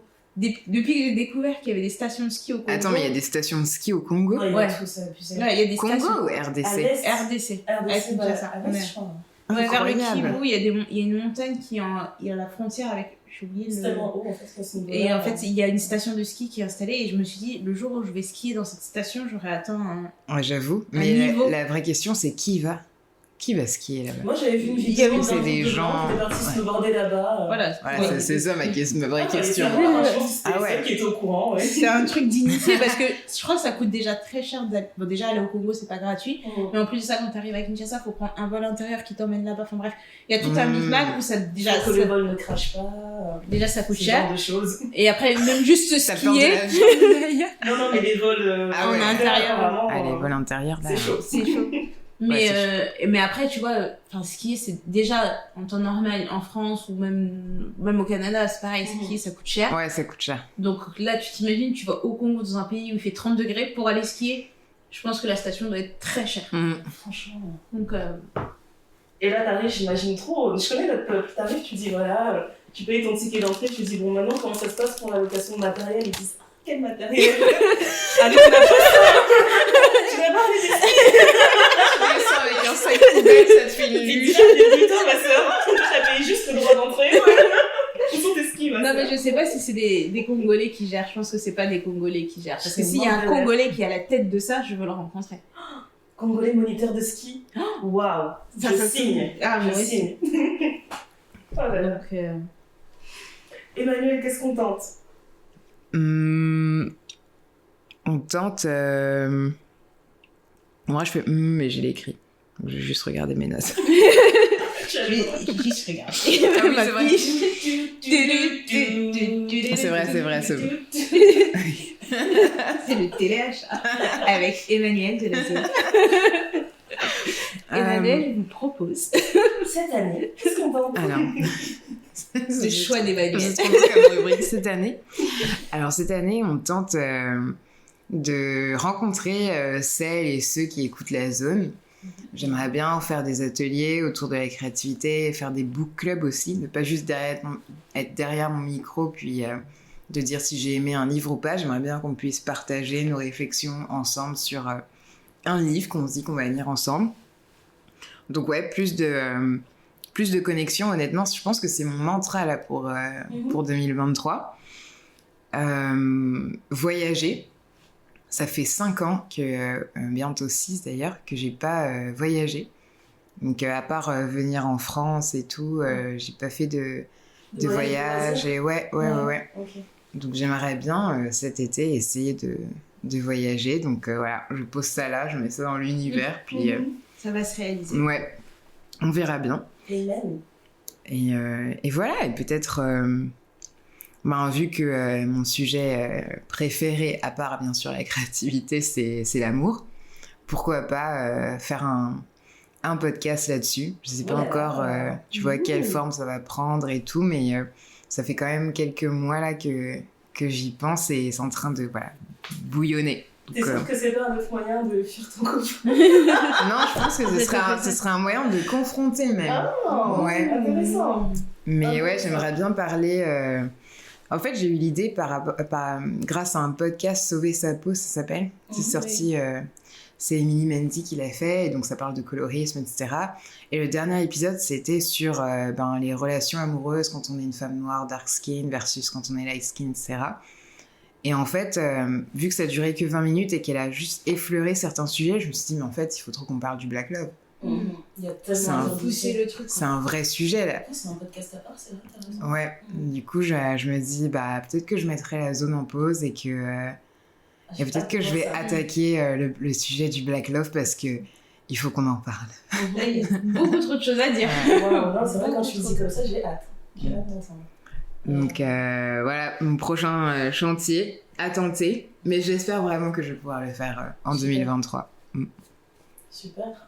Moi, je dirais 2023 et puis toutes les années à venir. C'est vraiment un truc, changement de personnalité. J'ai décidé de tout tenter, justement. Je me rends compte que en tant que femme noire, on n'en voit pas beaucoup qui tentent, vraiment qui prennent des risques, je veux dire professionnellement, amoureusement, tout en fait. On est trop habitué à choisir une voie très sécurisée en fait. Ouais. Je sais pas si c'est le bon terme, sécurisé, je sais pas. À prendre quelque chose, un chemin en fait dans la vie qui est très safe, c'est tu as ce job qui paye tes factures, etc. Et tu restes dans ce truc où tu subis tes besoins, en fait, tu survis. Ouais, c'est tellement vrai. Je trouve plus ça intéressant et c'est tout bête en fait, mais un jour j'avais un retard sur une facture et en général, moi, si j'ai un retard sur une seule facture, je te jure, je me réveille, je pense qu'à ça. Mais genre, je ne peux pas dormir, je peux pas, le moindre moment où je dépense 1 centime, je me dis, regarde, t'es là, je comprends t'achètes trop, ton café, t'as pas payé la facture de trucs, c'est insupportable. Et en fait, je me suis rendu compte, mais toutes les entreprises dans lesquelles j'ai bossé, le nombre de fois où j'ai vu la comptabilité qui fuyait des appels parce qu'ils n'ont pas payé des factures, etc. Je me suis dit, mais en fait, il n'y a pas une seule entreprise qui fonctionne sans être en déficit, en fait. C'est tellement naturel pour les entreprises. Je me suis dit, mais attends, les entreprises peuvent se permettre de payer toutes leurs factures, de les solder. Nous, on est, ce qui est attendu en fait du commun des mortels, des particuliers, c'est que tout soit tout le temps payé, de ne pas être à découvert, de ne pas être en retard sur le moindre truc. Je me suis dit, mais c'est impressionnant en fait, c'est pas normal en fait qu'on nous demande tout ça. Pour moi, c'était vraiment la base, il fallait à tout prix que je fasse ça à chaque fois, mais au final, je me suis rendu compte, en fait, on va respirer, on va se calmer. Si j'ai besoin, si j'ai des factures qui sont vraiment essentielles comme mon loyer, ok, on va le payer, mais le reste, si ça peut attendre, ça va attendre, ça va aller. C'était vraiment important pour moi de me dire ça. Et même professionnellement, en fait, je me dis tout le temps que j'ai 1 milliard d'idées en tête, j'ai envie de tenter plein de choses, j'ai envie de faire des documentaires, j'ai envie de... Je sais pas, j'ai envie de créer d'autres entreprises, etc., différentes. Et je me dis toujours, ouais, mais si je fais ça, j'aurai pas assez de temps pour voir mes enfants sur telle période. Mais si je fais ça, comment est-ce que je vais payer telle facture ? C'est-à-dire que l'argent que je vais utiliser pour ces projets, ça va empiéter sur le confort qu'on va avoir pendant un certain temps, etc. Et en fait, j'ai plus envie de penser comme ça. Je me suis dit que là-dessus, en fait, je sais pas si j'ai tort, hein, mais j'ai l'impression que il faut se mettre dans la peau d'un homme, en fait, et de se dire non, j'ai un projet en tête et je suis entêtée, et je vais le faire, et on va voir comment ça se passe, ça passe ou ça casse. Un homme blanc, cis, riche. Voilà. Méga riche. Ouais. Mentalité Elon Musk. J'irai pas jusque-là, parce que vraiment, il me fait peur. Il est problématique. Mais j'ai vraiment envie d'être têchue dans ce sens-là, d'être vraiment entêtée et de me dire ok, j'ai une idée en tête, il faut que je la fasse. Parce qu'il y a tout le temps eu des moments comme ça, j'ai développé et je les mettais en pause en me disant bon, là c'est pas le moment, ça va coûter trop cher, ça va être truc. Non. Ouais, moi c'est le trait de personnalité que je voulais garder justement en 2023, de continuer maintenant à genre dès que j'ai une idée, j'ose la mettre en œuvre. Mais c'est sûr que c'est difficile de se dire... Enfin, c'est difficile de mettre fin un peu à ces pensées-là qui te... Enfin, à tes peurs en fait. Oui. Mais en fait, il faut y aller avec la peur et après tu vois. C'est ça. Non, parce que des fois, il y a des moments où je me dis, mais si moi je suis pas comme ça, mais on va tous foncer au bord du précipice. Il n'y a personne pour nous rattraper. Après, je me dis, bon, tant pis, on va tomber tous ensemble, on est ensemble. En équipe. Tant pis, ouais, voilà, en équipe. Alors, une petite dernière question. Est-ce que vous avez. Après, je sais pas, vous êtes toutes. Vous aimez les mantras ? Vous avez un mantra pour la fin de l'année ? Pour la nouvelle année, pardon. Un mantra. Ouais, mais si. J'avoue que. En tout cas, c'est un mantra que je vais appliquer pour moi. Il y en a 2 même. il y a un truc, c'est une vidéo que j'aime trop. Une vidéo du chanteur JBM Piana où il fait une interview et il s'énerve et il dit... Et en gros, en fait, il est en train de dire que lui, il se sent pas en compétition ou quoi que ce soit et il dit si vous voulez être les meilleurs, soyez les meilleurs. Soyez les meilleurs. Il dit juste si vous voulez être les meilleurs, soyez les meilleurs. Nous, on est là comme on est. Et j'adore ça. Je me dis, c'est ça l'énergie que j'ai envie d'avoir. Si tu sens que tu as envie d'être le meilleur, sois le meilleur, il n'y a pas de souci. Il n'y a pas de compétition, il n'y a pas de jalousie, etc. Moi, j'adore voir les gens réussir. Ça m'inspire, ça me donne des idées, etc. J'ai pas envie d'être dans la comparaison, etc. Ça, c'est... Ce sera mon mantra de l'année. Et après, l'autre mantra que j'ai, c'est d'être l'énergie qu'on a envie de voir dans le monde. Voilà. C'est important que je me le dise, ça, parce que moi, j'avais tendance à être très pessimiste. Donc, je réajuste. Quand je me réajuste moi-même, je me dis, non, c'est pas bien ce que tu fais là. Tu n'aimerais pas voir quelqu'un d'autre faire ça. Allez, hop. On se rappelle notre petit mantra. Comment tu fais pour réajuster? Genre concrètement, comment ça se passe? Non mais vraiment, je m'engueule toute seule. Quand je me dis que je suis dramatique, je m'engueule toute seule. Je me dis, tu te rends compte de ce que t'as fait, tu te parles toute seule quoi. C'est très grave. Et je me dis non, c'est terminé tout ça. Moi j'avais tendance à être pessimiste du style, tu vois comme je t'expliquais juste avant, si j'ai pas payé une facture, moi je me vois déjà à la rue. Il n'y a pas de... Il n'y a pas d'autre étape en fait, je me vois tout de suite à la rue. Il n'y a pas d'autre étape. Non mais vraiment dans ma tête c'est comme ça, c'est t'es en retard sur ça, c'est bon, t'étais à la rue. Non, je me cale, je me dis ok, c'est quoi le plan? Tu vas juste payer avec un peu de retard, ça va très bien se passer. Tu vas y aller mollo sur le café chez Prête, tu vas y aller mollo sur ça, et juste plus d'organisation. Je pense que j'ai besoin de plus d'organisation pour être moins pessimiste. Voilà. Et en plus, du coup, tu me fais réaliser que plus je suis organisée, plus je suis positive. Donc ça vaut mieux pour moi de rester organisée, sinon je vais être un mauvais être. Je te l'avais dit, hein. Moi quand je t'ai parlé de l'organisation, ça te dit rien. Dans les idées, je suis là, ouais, on verra. Je peux pas juste m'écouter râler, je sais pas. C'est ça. Néné. J'ai regardé dans mes petites choses que j'ai sauvegardées quelque part. Mais s'il y a... Allez, il y en a deux. Ce serait A New Era of Me. Être vraiment pleinement soi. Et pour 2023, et j'encouragerais les gens à être pleinement eux. Et l'autre, c'est ce n'est pas parce que ça prend du temps que ça ne va pas se réaliser. Voilà. Parce que ça revient à tout ce qu'on se disait tout à l'heure avec les réseaux, de se dire on se compare les uns les autres et machin. Et tout le monde doit, à 30 ans, être marié, avoir 1 ou 2 enfants, acheter sa maison, avoir fait une lune de miel dans un endroit paradisiaque avec des palmiers, du sable blanc. Avoir eu la demande en mariage Instagrammable avec les pétales de rose, avec la lumière derrière. D'autres qui demandent veux-tu m'épouser, ou alors avec l'avion qui passe avec l'étiquette qui vole marqué veux-tu m'épouser. Ah non, j'ai vu un gars qui a fait une sorte de flash mob. Il a fait un jeu dans la vie, c'est parfois on cute. allait récupérer des enveloppes, j'étais là. Ouais. Mais c'est cute. Mais ça, on essaie de faire une vidéo sur YouTube, non? Ouais. Parce que pendant tout le truc, elle se filmait, elle disait mon gars il m'a fait ça, alors c'est parti. Je pense que je l'ai vu en plus. Mais c'est normal quoi. Voilà, mais de se dire que chacun son timing. Et je lisais sur ça récemment où en fait ça reprenait les parcours de toutes ces personnes qui ont réussi leur vie à un âge où t'es pas censé réussir ta vie, tu vois, où on te dit que non, quand t'as tel âge tu aurais déjà dû faire ça, genre Ava DuVernay qui a commencé à filmer, elle avait passé la trentaine. Morgan Freeman, il a pas commencé à jouer, il avait genre 80 ans, les gars.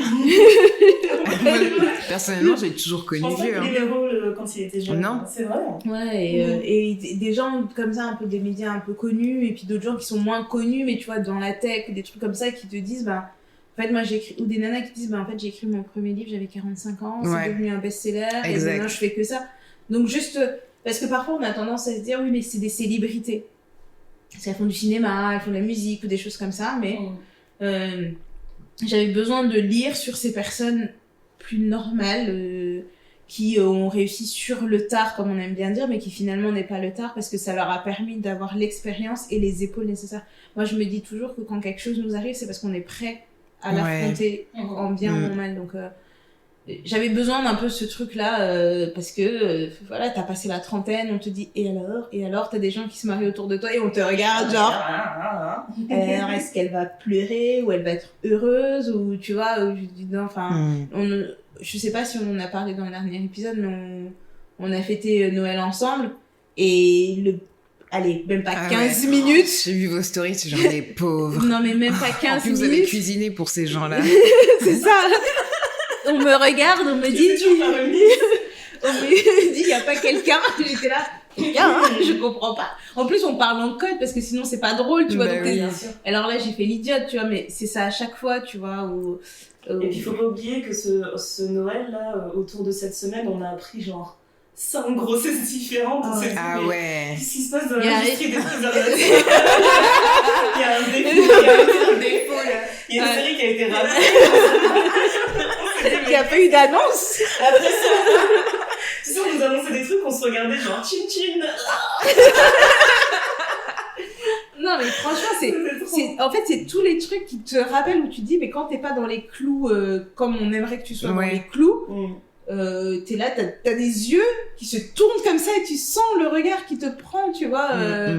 Ndaya, je pense que si elle met une robe un peu moulante ou un peu sexy, c'est genre, mais tu es quand même la maman de 3 enfants. On demande toujours, ton mari l'a dit quoi? Ou ton mari l'a dit quoi. Je me l'appelle. L'approbation du mari. Donc, toutes ces choses-là. Un peu de se dire que, c'est bien de se rappeler de temps en temps que mon timing, c'est mon timing, et tant que je suis bien, tout va bien. J'avoue, moi, ça m'a pris longtemps avant de lâcher prise par rapport à ça. Parce que là, cette année, en 2023, je vais avoir 30 ans, justement. Et tu vois, genre, j'ai pas acheté de maison, j'ai pas d'enfant, je suis pas mariée non plus. Et même si c'est des trucs plus tard auxquels j'aspire, je sentais quand même un petit peu, pas une pression, mais genre quand tu vois tes cousines qui sont plus grandes et qui sont passées par là, t'as un peu genre les darons et tout qui te regardent en mode t'es la prochaine, c'est au mariage ils disaient la prochaine. Ouais, ils sont dans l'attente, genre. Ça veut dire que dès que tu vas vouloir annoncer quelque chose de positif dans ta vie, on se dit on n'a pas de ça y est, elle va se marier, ça y est, elle va avoir un enfant. Exactement. Non, c'est pas ça. Ouais. Bah, la dernière fois, justement, j'écris à mes parents et je leur dis j'ai une bonne nouvelle et tout. Puis là, mon père, il fait t'es enceinte, tu vas te marier, vous avez une maison. Et j'ai fait non, j'ai un nouvel emploi. Waouh! Non, c'est juste de l'argent, quelle déception! Quelle tristesse! J'ai un meilleur salaire, c'est tout. Cet enfant responsable! C'est clair. Et, mais aussi lâcher un peu ce que les conventions sociales genre veulent pour toi. Quand j'avais 15-16 ans, je pensais trop que quand on avait 25 ans, des gens passaient la journée en talons. Animal moi je me voyais pas. Ouais, voilà, tu vois, dans les grands bureaux où tout est vitré et tout. C'est trop bien, hein, genre t'es sur des papiers, t'es sur ton ordinateur. Je sais pas ce que tu fais comme travail. Ouais, et tout. Tu vois, tu viens de New York. Ça. Et en fait, j'ai inconsciemment ou pas reproduit un peu ça. Tu sais, je travaille dans une grande boîte à Montréal. J'ai genre un métier où genre quand je dis aux gens, ils sont genre ah ouais, et tout, genre quand même, c'est cool, machin. Et mais ça fait pas de moi une personne heureuse, tu vois. Genre c'est pas parce que j'ai tout ça et qu'en fait je corresponds vraiment genre aux normes de la société, à part que je suis une femme noire. Twist quand même. On est quand même dans le thé noir, je dirais. Mais ouais, et donc en fait tu te rends compte que c'est pas que la vie que tu t'es créée pour toi et qui finalement correspond à ce que les gens attendent de toi et la case dans laquelle ils veulent te mettre, au final je finis par être malheureuse dedans et il s'agit de faire tomber les barrières de cette boîte-là petit à petit, tout en étant assez indulgente aussi avec soi-même dans la façon dont on fait tomber les barrières, parce que c'est beaucoup de trucs que tu as internalisés et qui aujourd'hui, genre par exemple, tu vois, quitter mon taf, puis juste faire du podcast, puis essayer de trouver un peu c'est ce que je pourrais faire comme activité en fait et qui pourrait être rémunéré. comme ça, là, du jour au lendemain, je peux pas faire ça, tu vois. Je suis pas aussi impulsive.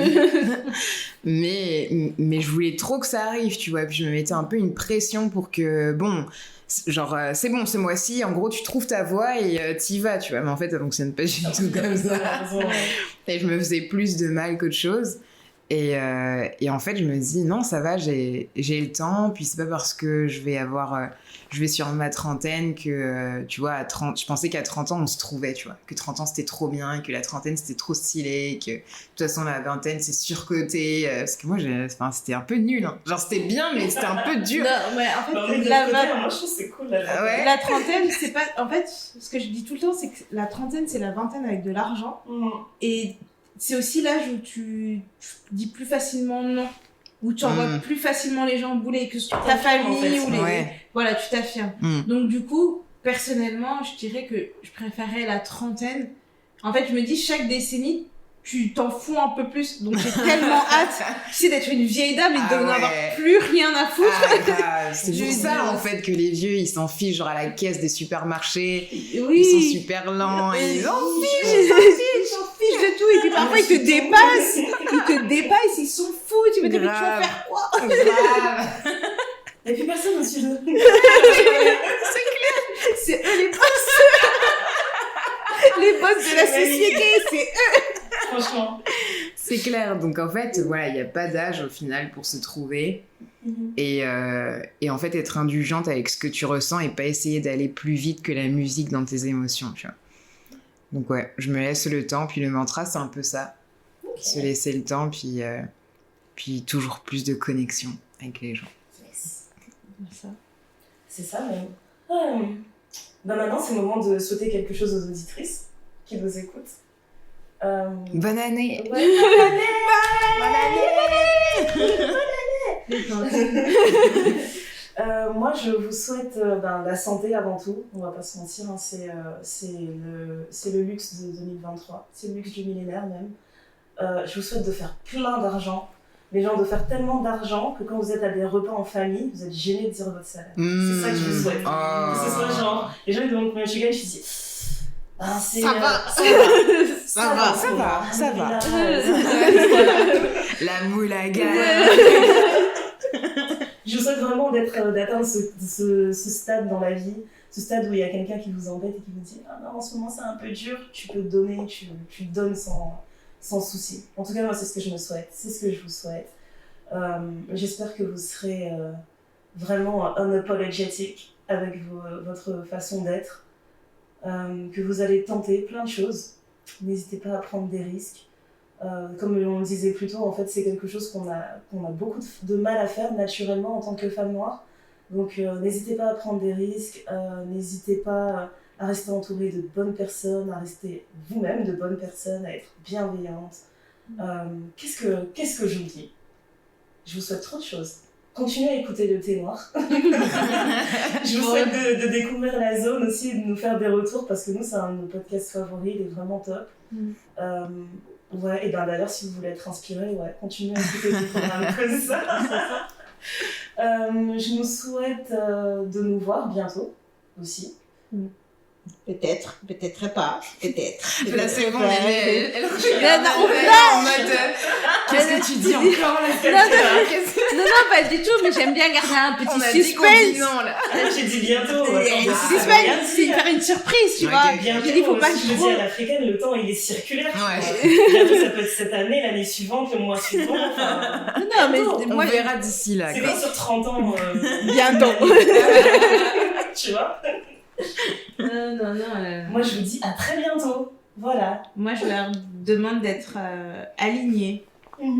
Je trouver leur alignement sur tout, d'être en phase avec elles-mêmes et de que ce soit amoureusement, romantiquement, puis lequel on peut utiliser, d'un point de vue familial, d'un point de vue financier, d'un point de vue mental, d'arrêter de se surcharger, parce qu'on a vraiment tendance à se surcharger naturellement, et après on s'étonne que les gens fassent des burn-out ou qui pètent des plombs ou des trucs comme ça. De prendre du temps pour elles, et qu'on prenne aussi du temps pour nous, et de pas être égoïste aussi, mais en même temps l'être un petit peu. Voilà. de trop... Parce que, comme on disait tout à l'heure, on est vraiment dans cet esprit de penser à soi, tout le temps à soi, tout le temps qu'à soi. Mais à trop penser à soi, on oublie que les autres aussi sont là, et que les autres ont des sentiments, et que les autres ont besoin parfois de nous. Donc, d'être là les uns pour les autres, et d'être vraiment une communauté de femmes qui se soutiennent.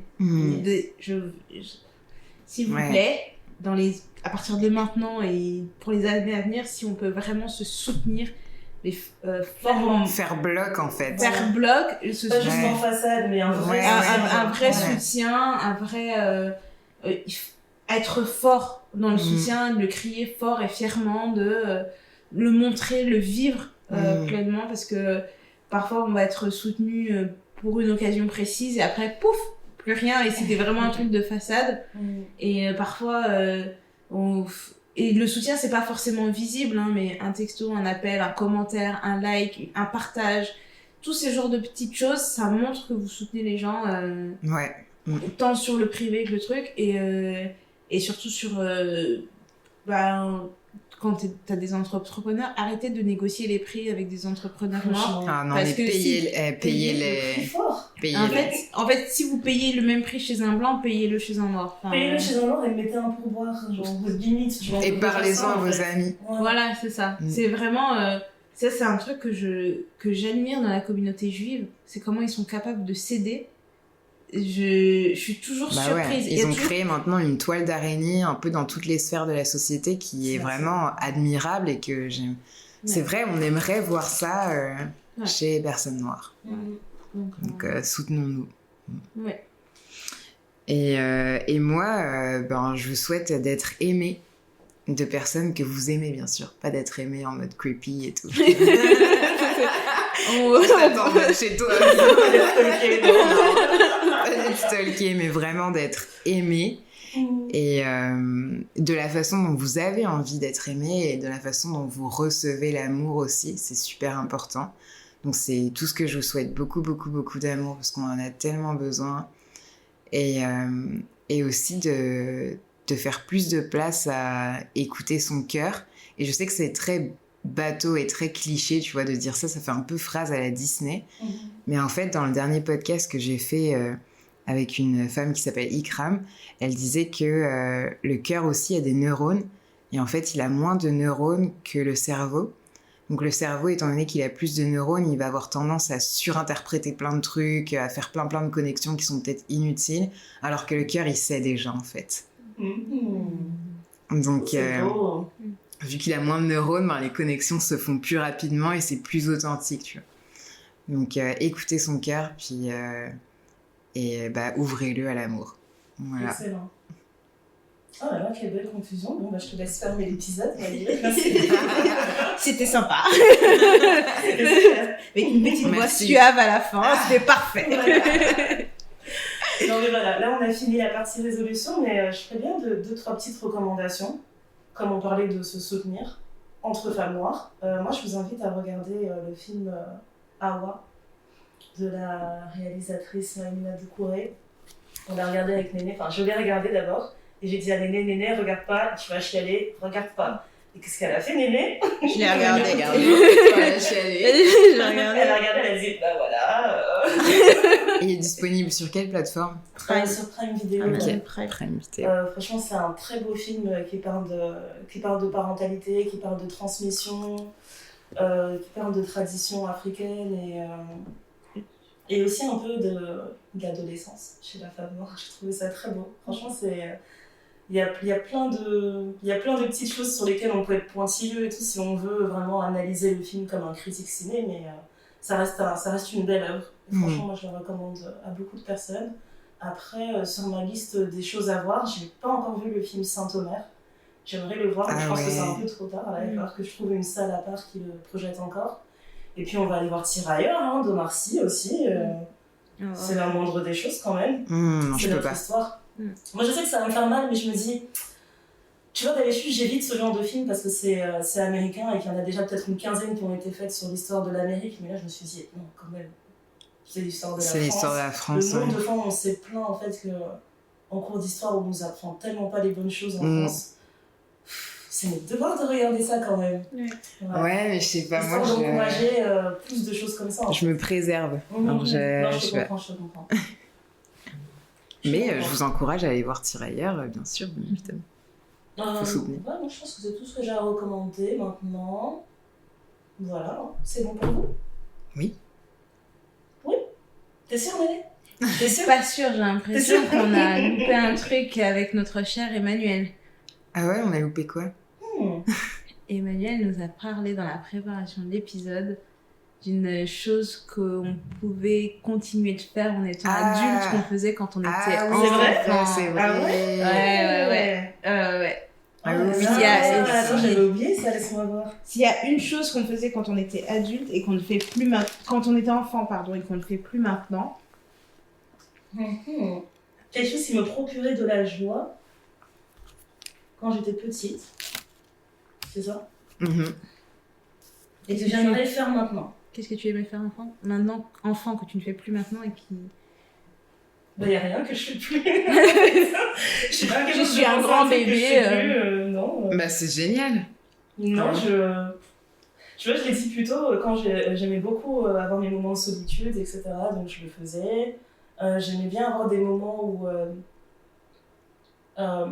j'allais... après, je dis non, c'est pas enfant, ça, c'est quand j'étais ado. Où j'allais juste, je sais pas, aller dans une librairie, me poser et juste rester comme ça. Et c'était pas forcément l'idée de lire un livre qui me plaisait, mais c'était juste l'idée de faire un truc qui a rien à voir avec ma famille, etc. Parce qu'il y avait trop de gens dans ma maison. La famille, c'est bien, mais tu vois, c'est toujours pareil. Aujourd'hui, c'est la même chose. Après, j'ai toujours été très gourmande, donc il y a toujours des moments aussi où je me fais mes petits plaisirs. Je me dis, ah non, là, j'ai bien travaillé, je mérite un ramen de chez un tel. J'ai bien travaillé, je viens en France, je vais manger ma tarte au citron de machin, tu vois. Non, et puis j'aimais beaucoup dessiner, bricoler, mais tu sais, genre récupérer les cartons de n'importe quel colis ou truc et construire des trucs avec. Maintenant, j'ai mes enfants, tu vois, c'est mon excuse. Je dis, ah, les enfants, regardez, on va faire ça et tout. Mais moi, j'aime au final, trop je suis ça. plus investie qu'eux, je me dis, mais oh, une maison, c'est pas ça. Ils en ont marre, ils passent tout l'après-midi. Bon, passe-moi autre chose. Non, passe-moi les paillettes. C'est tout bête, j'aimais trop les mécanos juniors et du coup, j'ai saoulé un peu mes gosses pendant un temps, j'ai acheté plein de trucs comme ça, ils disaient, regarde, on va construire ce qu'on veut, c'est trop cool. Non, j'ai pas l'impression qu'il y a un truc que j'ai complètement abandonné. Là, tout de suite, j'arrive pas à voir. Je sais pas. Bah, moi, je pense que c'est les jeux. Tu vois, genre, j'avais complètement laissé ça alors que c'est quelque chose que j'aimais beaucoup faire. Tu vois, quand t'étais au centre aéré, qu'on sortait tous les jeux de société ou même les jeux de rôle. Bon, maintenant, ce serait un petit peu bizarre de faire ça, tu vois, de dire viens, on joue à la maman. Il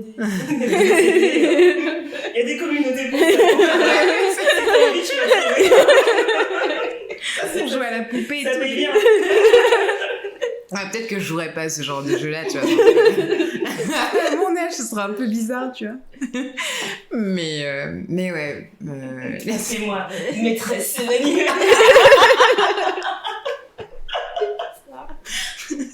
Propos complètement mal interprétés.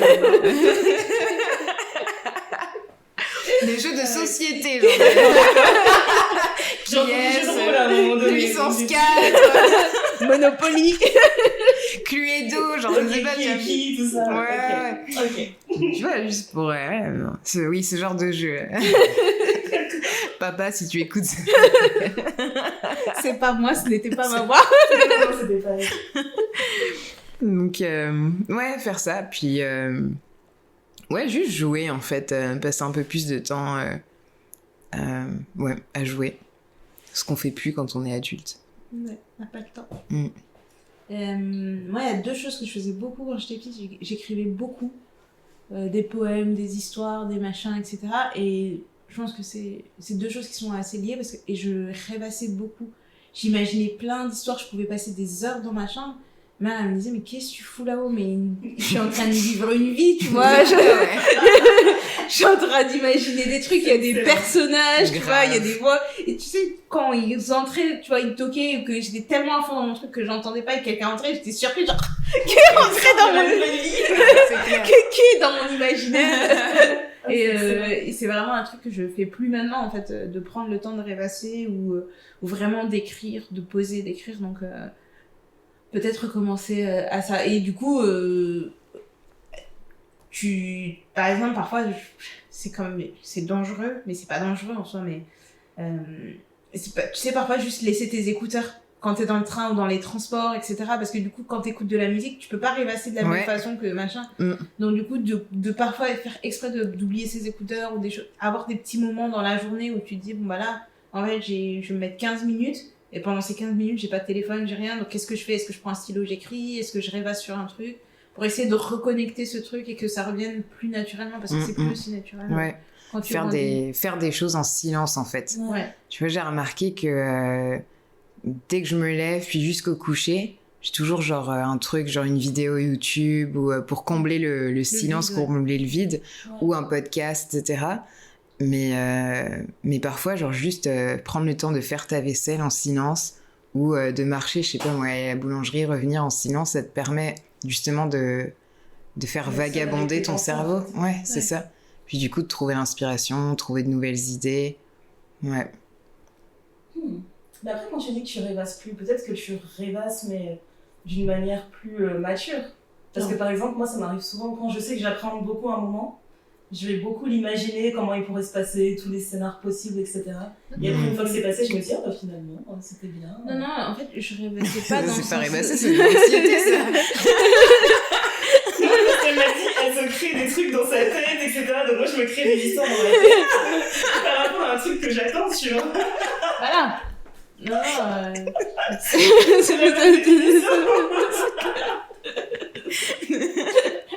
elle a changé le terme, tu vois. C'est clair. Non, c'est vraiment...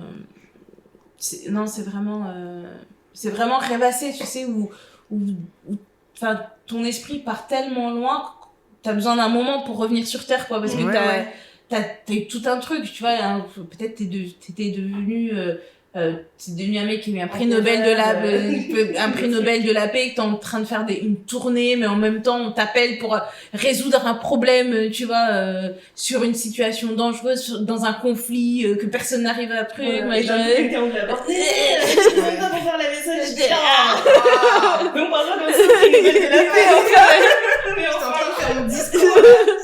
Non mais tu vois, vraiment des trucs parfois complètement fous, ou même où tu te dis, tu rêvasses que tu es, je sais pas, un biologiste marin, que tu es en train de découvrir des espèces rares, tu vois, et tu t'es mis dans une zone en pensant truc, et tu vois, il y a tout un truc, et t'as des gens avec toi, tu leur parles et tout, tu réponds, tu dis, mais machin, je t'ai demandé le rapport d'hier.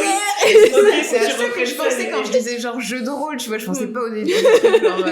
Tu sais, quand t'es gamin et que tu dis, vas-y, mais quand t'es gamin et que tu dis, viens, on joue à ça, tu vois, genre, on joue à tel truc, ou on joue genre, moi, je jouais à Charmed. Quand j'étais petite, on était genre les trois sœurs, le pouvoir des trois, tout ça, tu vois. Et donc, je comprends trop ça. Genre, moi aussi, je faisais tout le temps ça, tu vois. Et puis, j'avais les copines dans la rue dans laquelle j'ai grandi, on jouait au sac à main. Et en fait, les sacs à main, c'est qu'on avait nos cartes bleues, on avait nos machins, on avait les posters des Worlds Apart et des To Be Free, on avait chacun notre mec. C'était les copines de Clueless. Non mais, et voilà, et en fait, on se retrouvait, on se disait, non mais d'ailleurs, Nathan m'a dit ça hier, j'en peux plus. Donc là, du coup, je suis allée censée faire un dîner de je sais pas quoi, après on est censé rencontrer l'empereur du Japon, enfin tu vois, mais... Tu vois, c'est un univers. Mais oui, c'est ça. On imite et on invente, en fait. Ouais, c'est là, et tu vas tout noter parce que là, t'as genre plein de pilotes pour des séries. Ouais, grave, plein de scénarios, là. C'est incroyable. En fait, toi, t'as créé Insecure avant l'heure, quoi. Dans ma tête, ouais. Mais ouais, c'est un truc, je m'en suis rendu compte justement en préparant l'épisode, je me suis dit, mais en fait, je faisais tout ça quand j'étais gamine, et là, juste même si tu dois écrire un truc, t'es là, tu te dis, je dois écrire, quoi. Donc, bah ouais, une injonction, c'est plus pareil. Ouais. Et du coup, j'ai hâte que tu fasses ça avec ta fille, ça va être trop drôle. On va s'éclater. Ah ouais, mais vous allez inventer des histoires incroyables. On va s'éclater. Déjà, elle est dans un autre monde. Elle te parle, t'as l'impression que c'est une adulte. Et tu vois, elle te raconte des trucs dans son langage, et tu elle met des intonations, après elle fait des et t'es là, tu dis, mais j'ai loupé la blague. Le truc qu'elle avait dit, elle avait fini de parler, puis elle a dit, voilà. Elle dit, voilà. Elle me dit, voilà. Non, mais en fait, le truc, c'est sa mamie lui a ramené des nouvelles fringues et des chaussures. Et donc, elle est là, elle fait la belle devant la mamie. Mamie lui dit, attends, je fais une photo, tout ça. Puis elle est là, elle dit, ah, ok, photo, elle pose, elle fait le show. Et au bout d'une minute, elle regarde, elle dit, bon, bah, voilà, quoi. C'est fini. C'est la fin. Donc, ouais, j'ai trop hâte. J'ai trop hâte. Eh bien, écoutez, c'était le thé noir. Le retour du thé noir après la pause. Pour la nouvelle année. Et on se dit à très très bientôt. Vous nous retrouvez comme d'habitude sur toutes les plateformes de streaming, sur notre site internet thenoirpodcast.com, sur Instagram, Thé Noir Podcast, sur Twitter et même sur YouTube maintenant. Avec un épisode qui est là. Voilà, et on espère beaucoup d'autres, hein, Inch'Allah. Et voilà, cette année on prend pas de résolution, on est nos résolutions et on... Pas de résolution pour l'année 2023. Vivez sans résolution, vivez pour vous. Voilà. Allez, à l'année prochaine, hein. Allez, bye. Allez, bye bye.